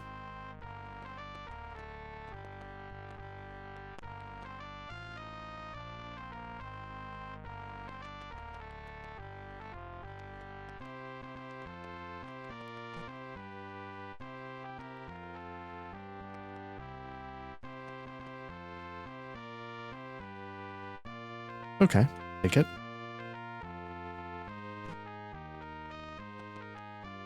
Not seeing secret passages. Let me see if I can jimmy. I see a sorely beaten fighter. I am called Grey March. Job. Once sought adventure on the open range. Adventure. I've been sitting in this cell now for quite some time with no word from my son. Let's march. No word from his son. I fear Froid was killed by the wicked guards that threw me in here. My son, hast thou seen him? No, not yet.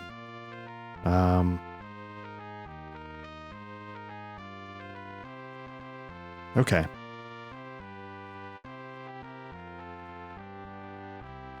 Range.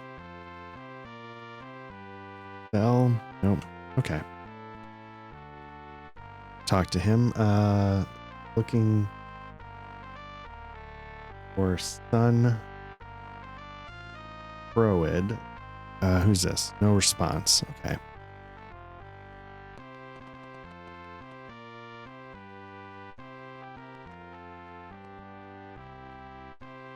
An old, grave old wizard. I'm called Felespar. He's up to. When I was a free man, I served in the Great Council. The Great Council once served His Majesty Lord British and sealed the 8 dungeons to entomb the foul creatures that dwell within. Worked on council. British. Killing.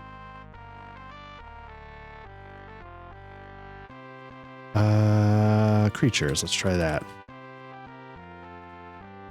Dwell. Within.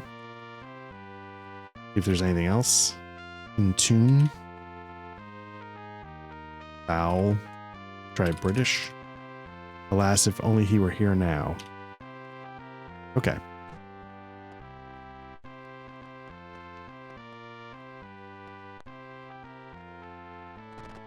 Hope I did it last time.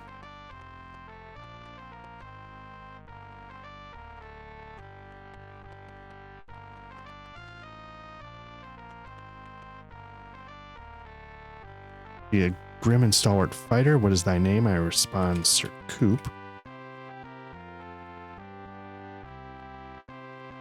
Whom does thy loyalty lie? I'm gonna risk it. British. Fine. How might I aid thee? Name? This is Landon. Okay. What are you up to?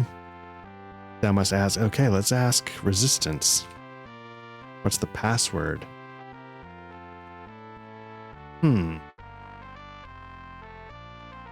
Dawn? This is just pulling it from memory. Oh, look at that. And so that'll help us with the cause. Yes. Belser Coop. It is rumored that Blackthorn himself has taken Lord British's crown. Ooh. Blackthorn uses the powers of the crown to maintain his reign of tyranny. Landon is resistance. Blackthorn uses British's crown. Okay. Tyranny. Can I... It is said that he keeps it in a small room atop his terrible castle. Okay. Must be recovered, Sir Coop. Thou art the one to do it. Be warned, he uses his powers to prevent the use of magic within his castle. Okay. Seek out Sir Simon on a mountain isle west of Spear. Simon. Okay. Isle west of Spiritwood. Okay. Good to know. But we need to get out of here. Can I get out of here any other way?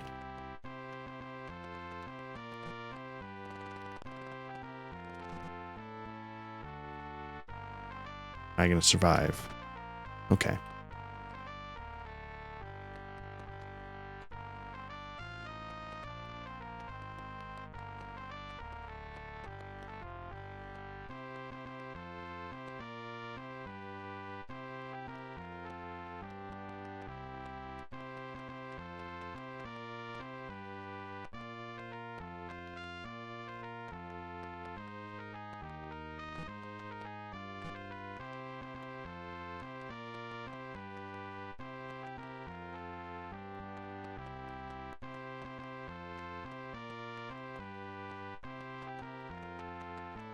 Just need a way to get out of here.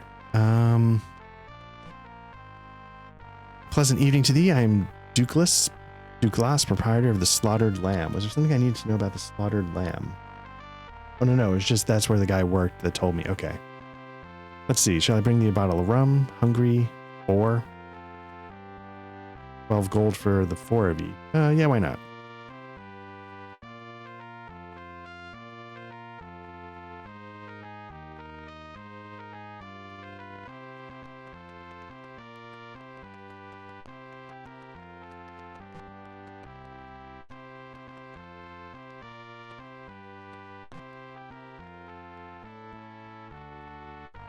Talking to Jeremy already. Okay.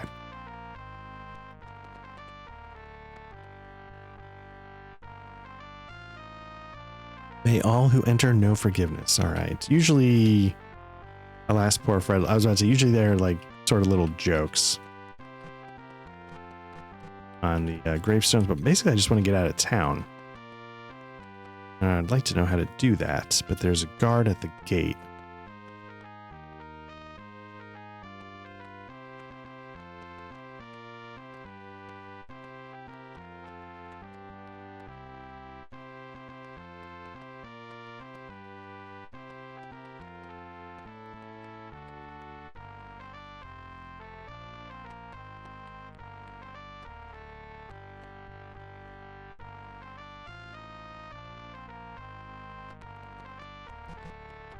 It is a little tricky. What do you do when you're stuck in a town?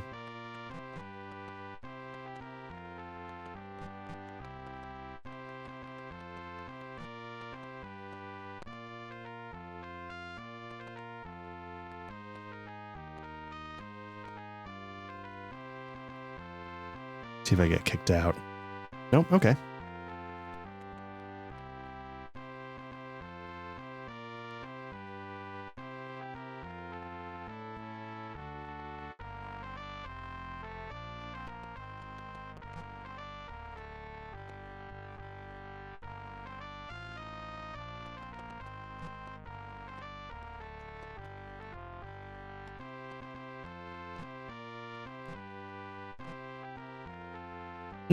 Can't climb on a table. Okay. Let's set active player.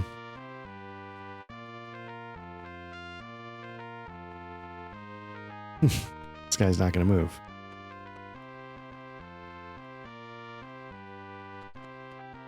Okay. Let's see.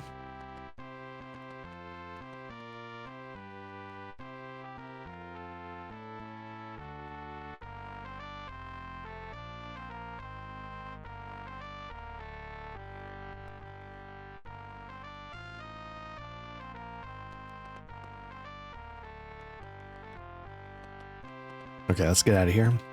See actually where we ended up.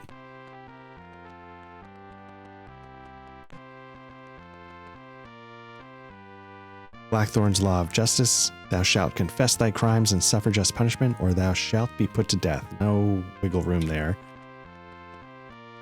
Okay. Now you. Where is you on the map?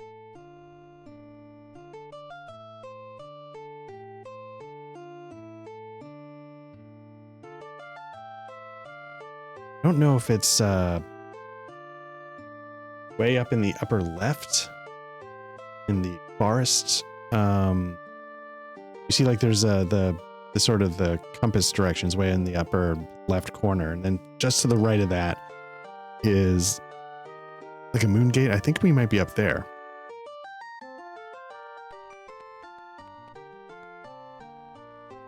Let's use the magic carpet just so we can... Yeah, I think that's where we are. So if we follow the rivers... That's the bridge, which is actually marked on the map. We can follow this down to enter Empeth Abbey.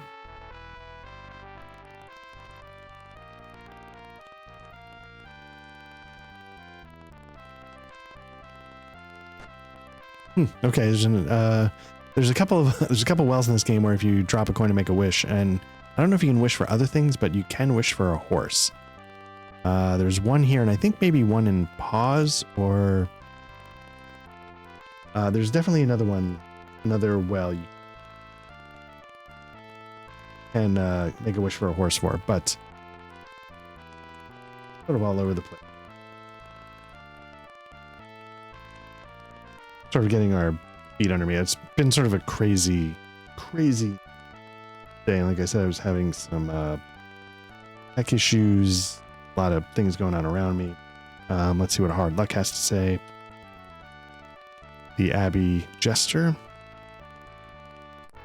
Empeth Abbey.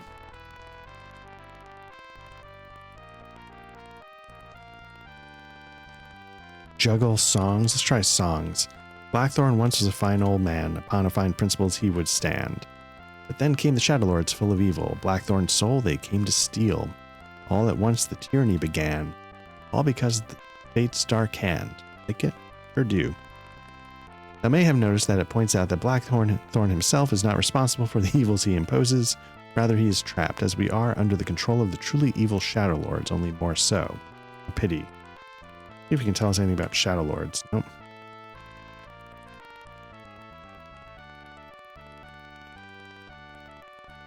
Okay. A fate smile upon you.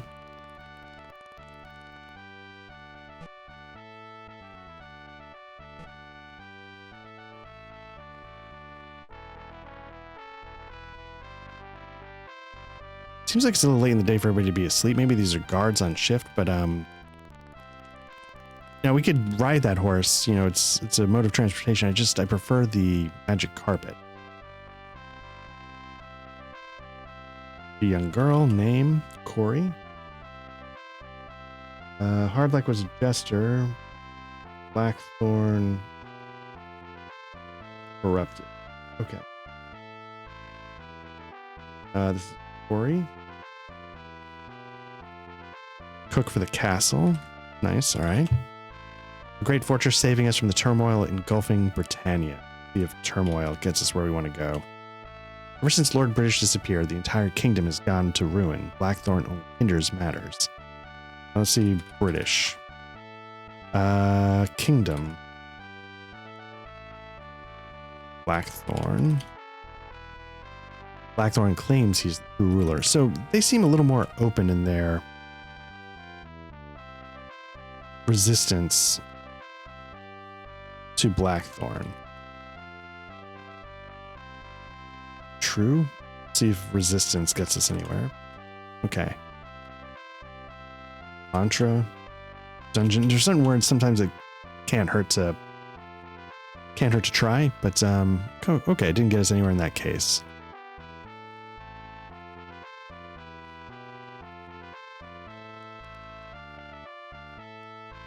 Okay, so I don't know if you can see it, but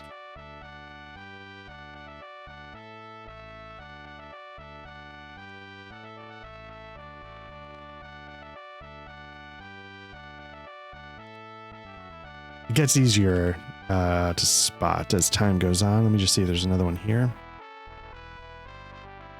Maybe not, but let's climb up and see where this one takes us.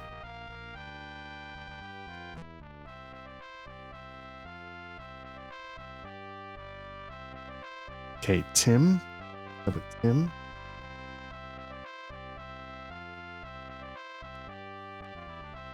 I'm the bard for the castle. Guess I play and sing for the inhabitants of the castle. Empathaby. Sing. Song. Bard.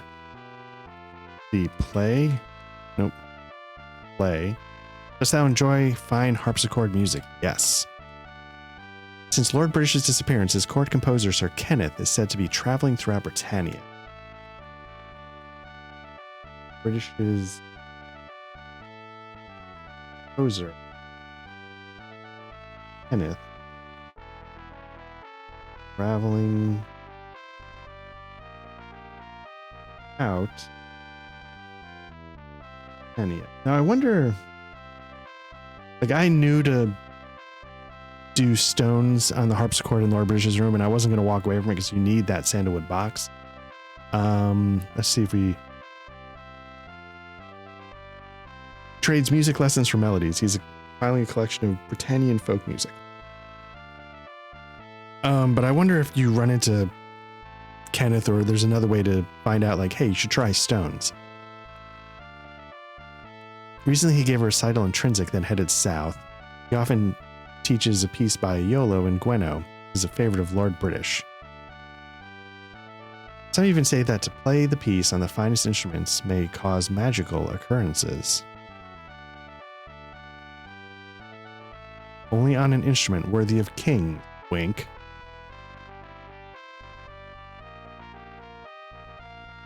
So there's a little bit of a hint. I think it talks about in the lore book that, you know, maybe Stones is written by Iolo, who obviously is in our party.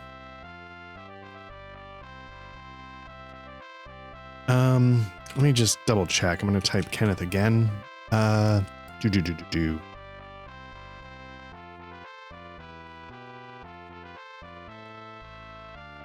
Ish. Okay. But yeah, you can sort of get an idea. You know, they do give you this information. Let's see if there's anything else up here before we go.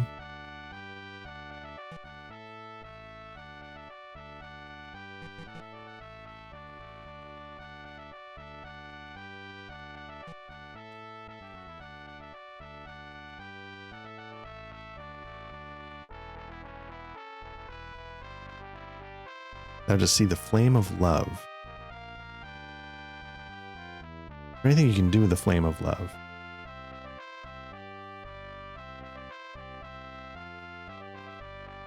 So maybe that's why they're a little bit more open about their resistance. They hold on to the original three pillars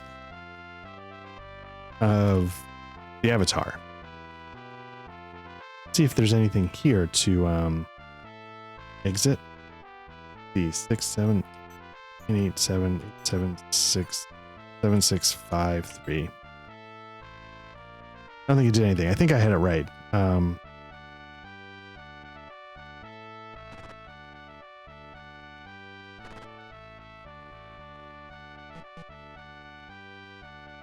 Well, my days of walking into fireplaces may be coming to an end for a little bit.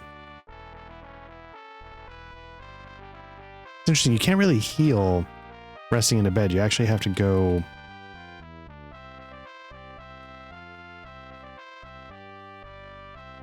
outside. So you can see, like, again, these castles can be quite big, and honestly, like, my ability to explore them thoroughly is poor at best because I forget where I've been.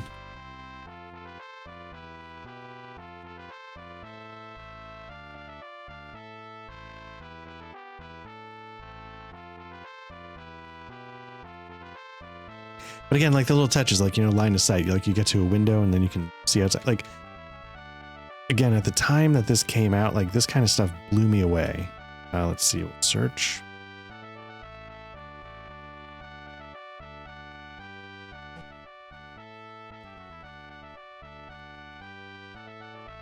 I wonder if there's anything actually here. Okay.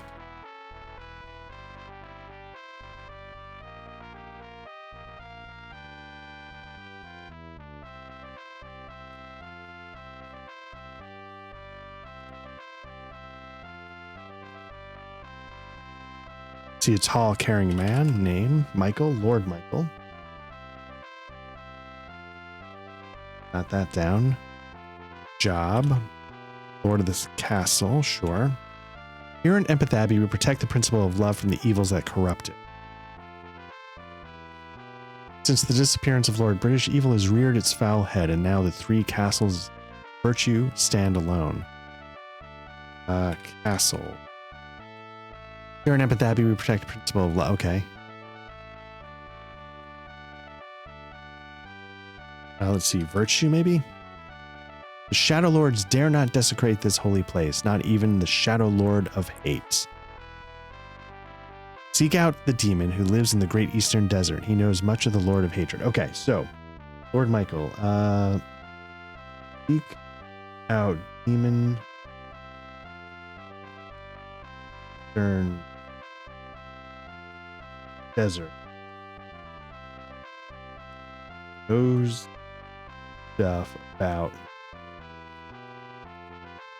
Shadow Lord of Hate. So one of the things you need to do, you need to know the name, like speak your true name, Rumpelstiltskin kind of thing. You need to know the names of the Shadow Lords. So we were just told by Lord Michael that we're going to have to head to the east. And if you look on the map,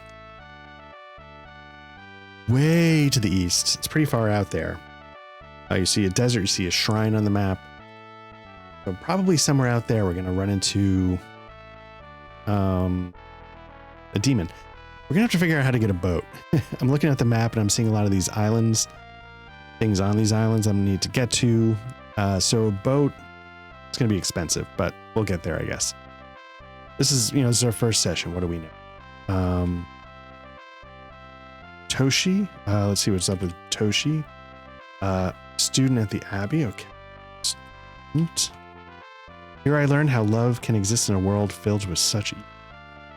This is one of the three principles: truth, love, courage. Let's see what's truth. So this is love.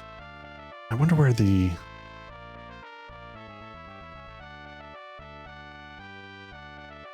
Barbara, job. Oh, I'm a keeper. Okay. I tend to protect the sacred flame of love to show the world all hope is not yet lost. One of the three principles, Avatar. Thou dost know it is thy duty to try and recover what this kingdom has lost. You intend to. Yes, of course. And perhaps I have a vision that may help thee. Okay, who is this again? I'll figure that out. Let's see. The vision is a great man in a distant place.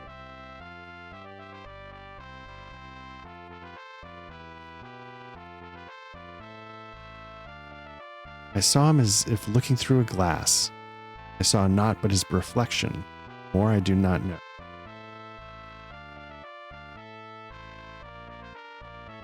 His reflection.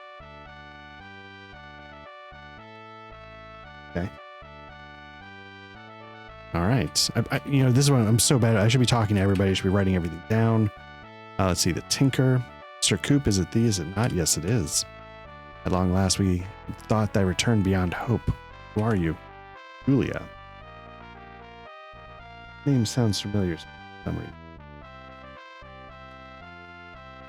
I live here at the Abbey, a refuge from the Shadow Lords.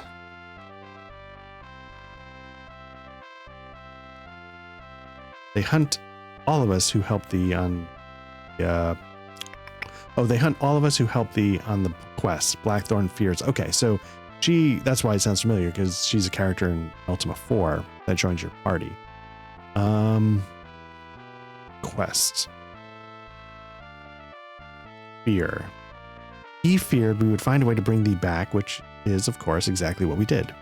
Sir Coop, is it time we took up arms again? Yes. Get in here. Yes. At last, we begin anew.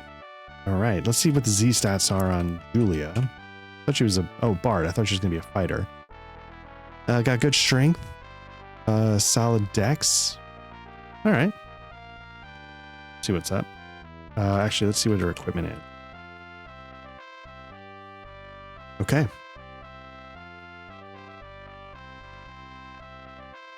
Now, I'm sure there's reasons to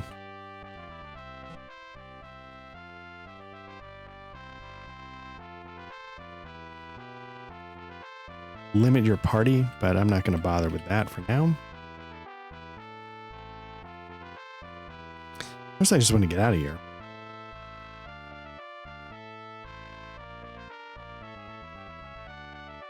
Okay, so I think I'm on the second floor. And again, everything's getting locked because it's night. I just need to get out of here.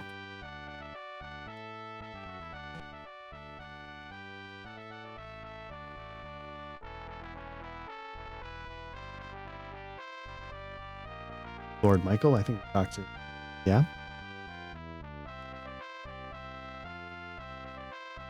Corey, we spoke to. Let's.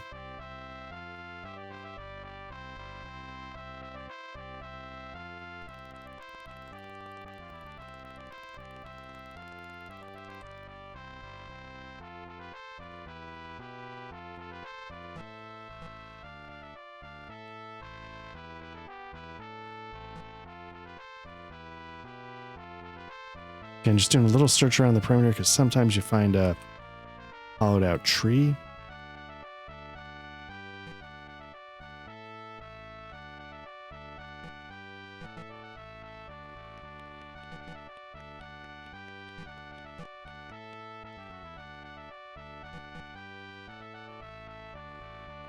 Yep, you know what? Let's get out of here. We're going to exit. Get hole up. For 9 hours, we will set a watch and we'll let Julie do it because she is full health. We've got 2 bards. That feels a little dirty. But what are you gonna do? Okay, here we go. Oh, you know, again, the guy said I saw an apparition. I was charged with heresy for it. We're seeing an apparition now. It is within thee to attain great power, O seeker. Search always for new ways of good and arm thyself well for the trials which lie ahead. And the strangely familiar old man vanishes. I feel like if it were Lord British, they should just say, hey, it's Lord British. I think we would recognize Lord British.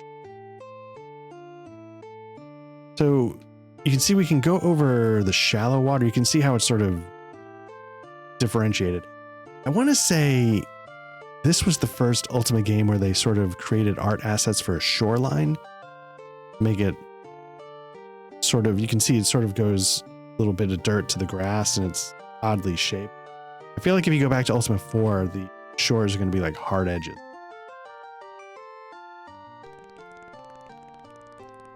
I'm going to quit and save. I'm going to save, not necessarily quit. Because this waterfall might be... Oh, okay.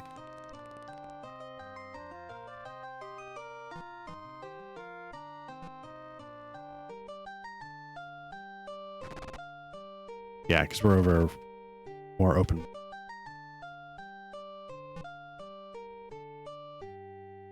I gotta say, like, half the fun of this is a little bit like, you know, if you watch any of the Dragon's Dogma playthrough I did, sometimes there's just like, you know what I'm gonna do? We're just gonna wander the earth. And that can be part of the fun of this game. So there was someone told us to go to the islands west of Spiritwood. I think that's where we are. So if you look on the map, there is on the western side some islands that almost have a slight Britishy look to them. I know it's not exactly right, but there's a moon gate on them. I think that's where we are. We see a town. Let's enter the town of Scarabray. An air of falsehood doth surround me. So what that tells you is that there is a Shadow Lord. Don't want to do is don't want to be here. Jammed up by create an entry for Bray. You don't want to be here when Shadow Lord's here. It'll sort of corrupt everybody. Let's see, what is this one?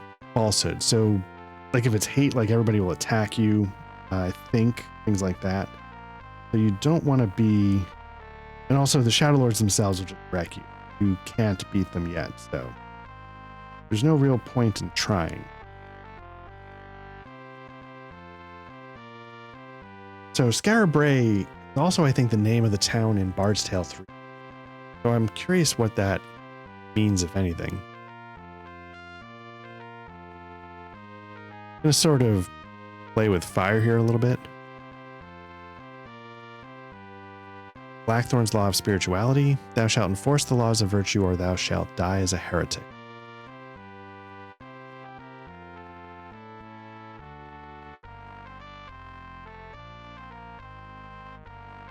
Let's see what happens when you talk to somebody. I'm a visitor. Like, I was wondering if they had dialogue, which was just false. Or if it didn't. Came to see an old friend. His name is Kindor. He was struck by a Shadow Lord's bolt. He resisted the Shadow Lord's takeover of his town. Okay.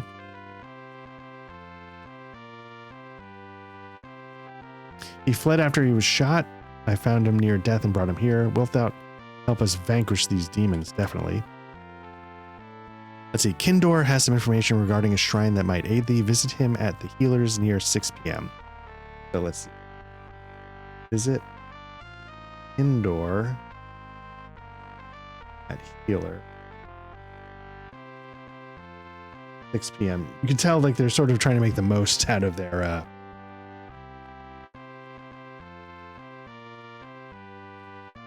rightfully so. They should be proud of their NPC schedules, and they the most out. Okay.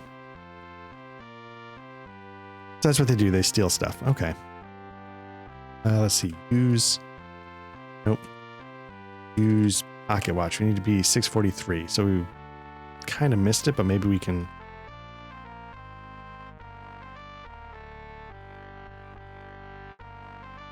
Okay, that's not the right person. Okay, here we go. You see a weak and sickly bard. I am called Kindor. Let's get the details first, then we'll go from there. I am here to convalesce. To let my wounds heal. I was struck by a Shadow Lord's magical arrow. I fear that I shall die. Not knowing is the worst part, though.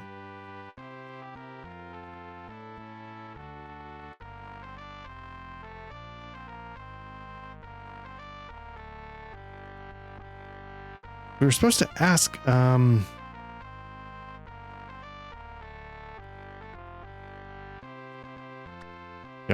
you're all gonna steal from me.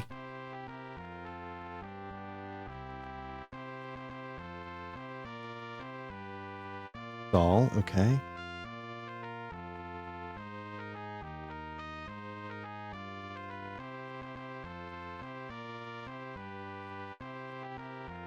Resisted the shot. I just want to make sure what we're supposed to ask. Takeover. Okay. Yes. A shrine. That's okay. See if I can still get back to it. They're going to steal something from me.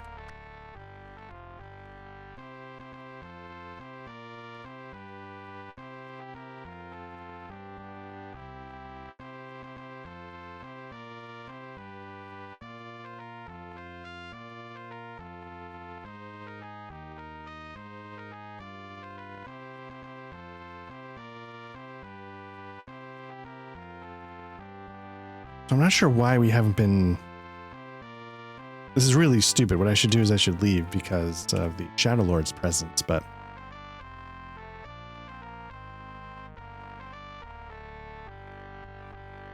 Okay, we're going to hold up one more time for 4 hours. Okay, let's try this again. Yes, I know this mantra of spirituality. If I give it unto thee, will thou use it to help rid the evil Shadow Lord? Yes, of course. Spirituality. So who's this? Indoor?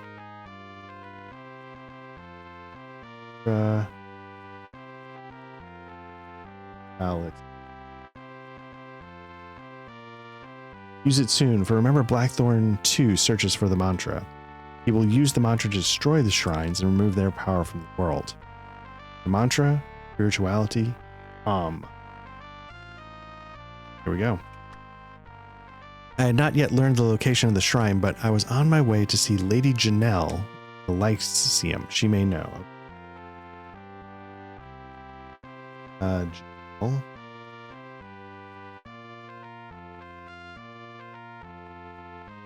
Hymnos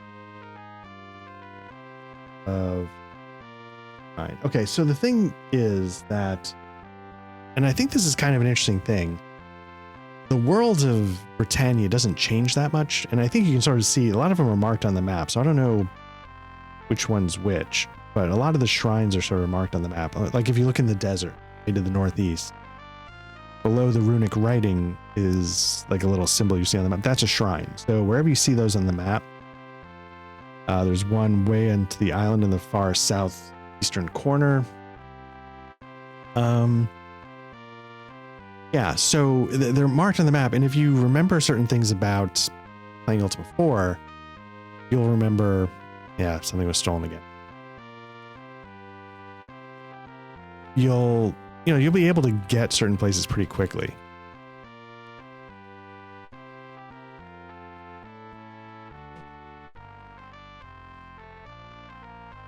It's interesting that this town is sort of like, I don't want to say dead, but so you see a small, dirty, and tattered child. Please don't hurt me. Oh, Frode. Okay. Supposed to be on the lookout for him. Who was it that? Where was it? The real question. You? Was somebody in jail? Yeah, Grey March. Okay, so Grey March is in you. So let me say Frode. Frode is in Scarra Bray. Let me mark that down. And then I'll go back to you. Nope. Sorry, to Scarra Bray now. Let's see. We got Frode. That is Ray. March. Gale. You. Okay. So yeah, that's one of the things this game, like they'll put people like all over the map and have to sometimes remember like very specific details. Hiding. Nasty people. They dragged off my father. His name is Grey March. He spoke out against Blackthorn and they took him away. Hast thou ever heard of him? Yeah, definitely. Yes. Where? You. Then there is hope. What is thy name? Sir Coop. A pleasure. Wouldst thou take him a message? Yes. Tell him Frode is well, and I am sure he shall reward thee.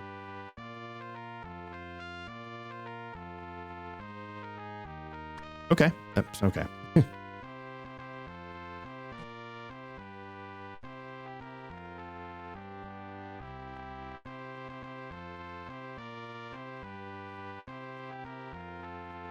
What I should do is I should get out of this town.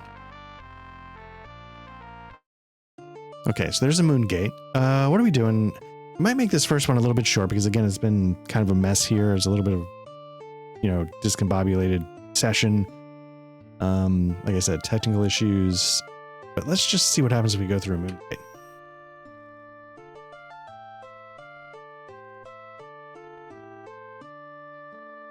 With any luck, we're not stuck on an island that we can't get off of. Moonglow.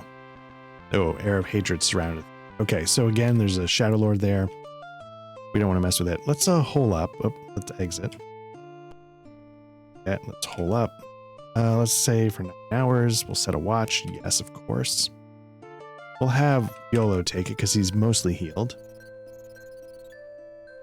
I have a feeling when the time comes, we're probably going to replace Julia. We don't want to double up on bards. Nobody wants that. Moonglow. Moonglow. Can't remember. That doesn't matter at the moment, but yeah, it's sort of, getting our feet under us, getting sort of an idea of what's going on, how this works. Again, this is the first time I've played this in, can't tell you how many years, decades. It's been forever. See where this is. Elysium. Elysium, is this all up north?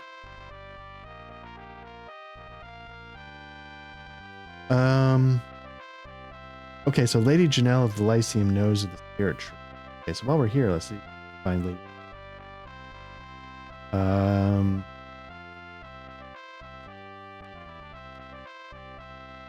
Well, you know what? Let's not. Let's quit. Let's save.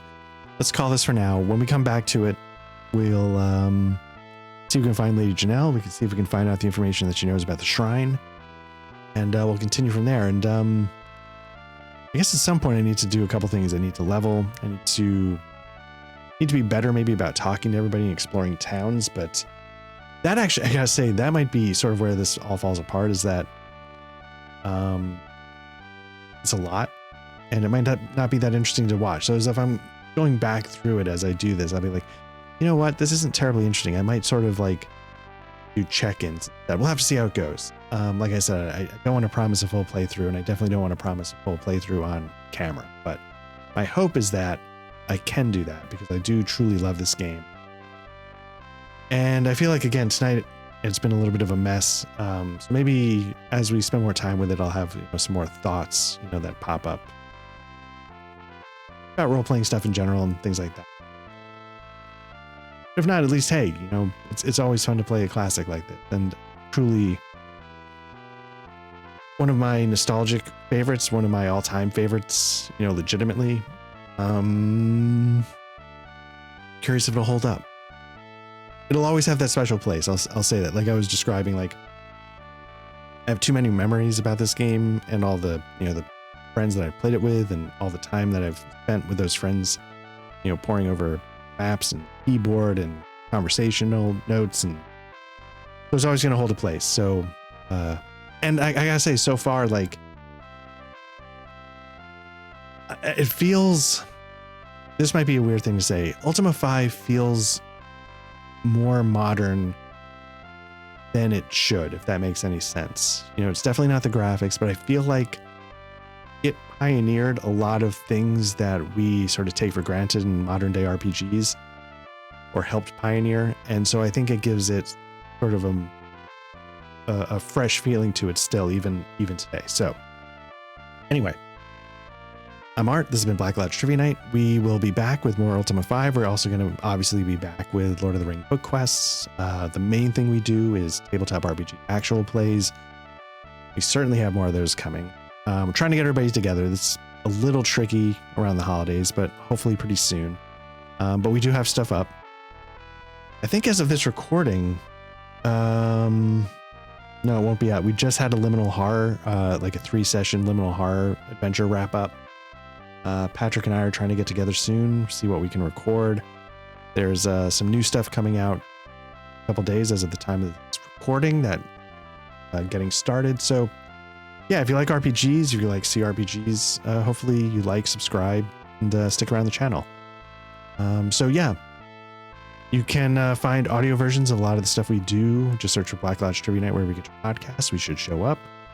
And what else? If you want to jump into the Discord, we discuss CRPGs, RPGs, all sorts of stuff. But otherwise, yeah, hopefully this was fun. And like I said, I'm going to stick with this for a while, so there will be more to come. So thanks again. Take care.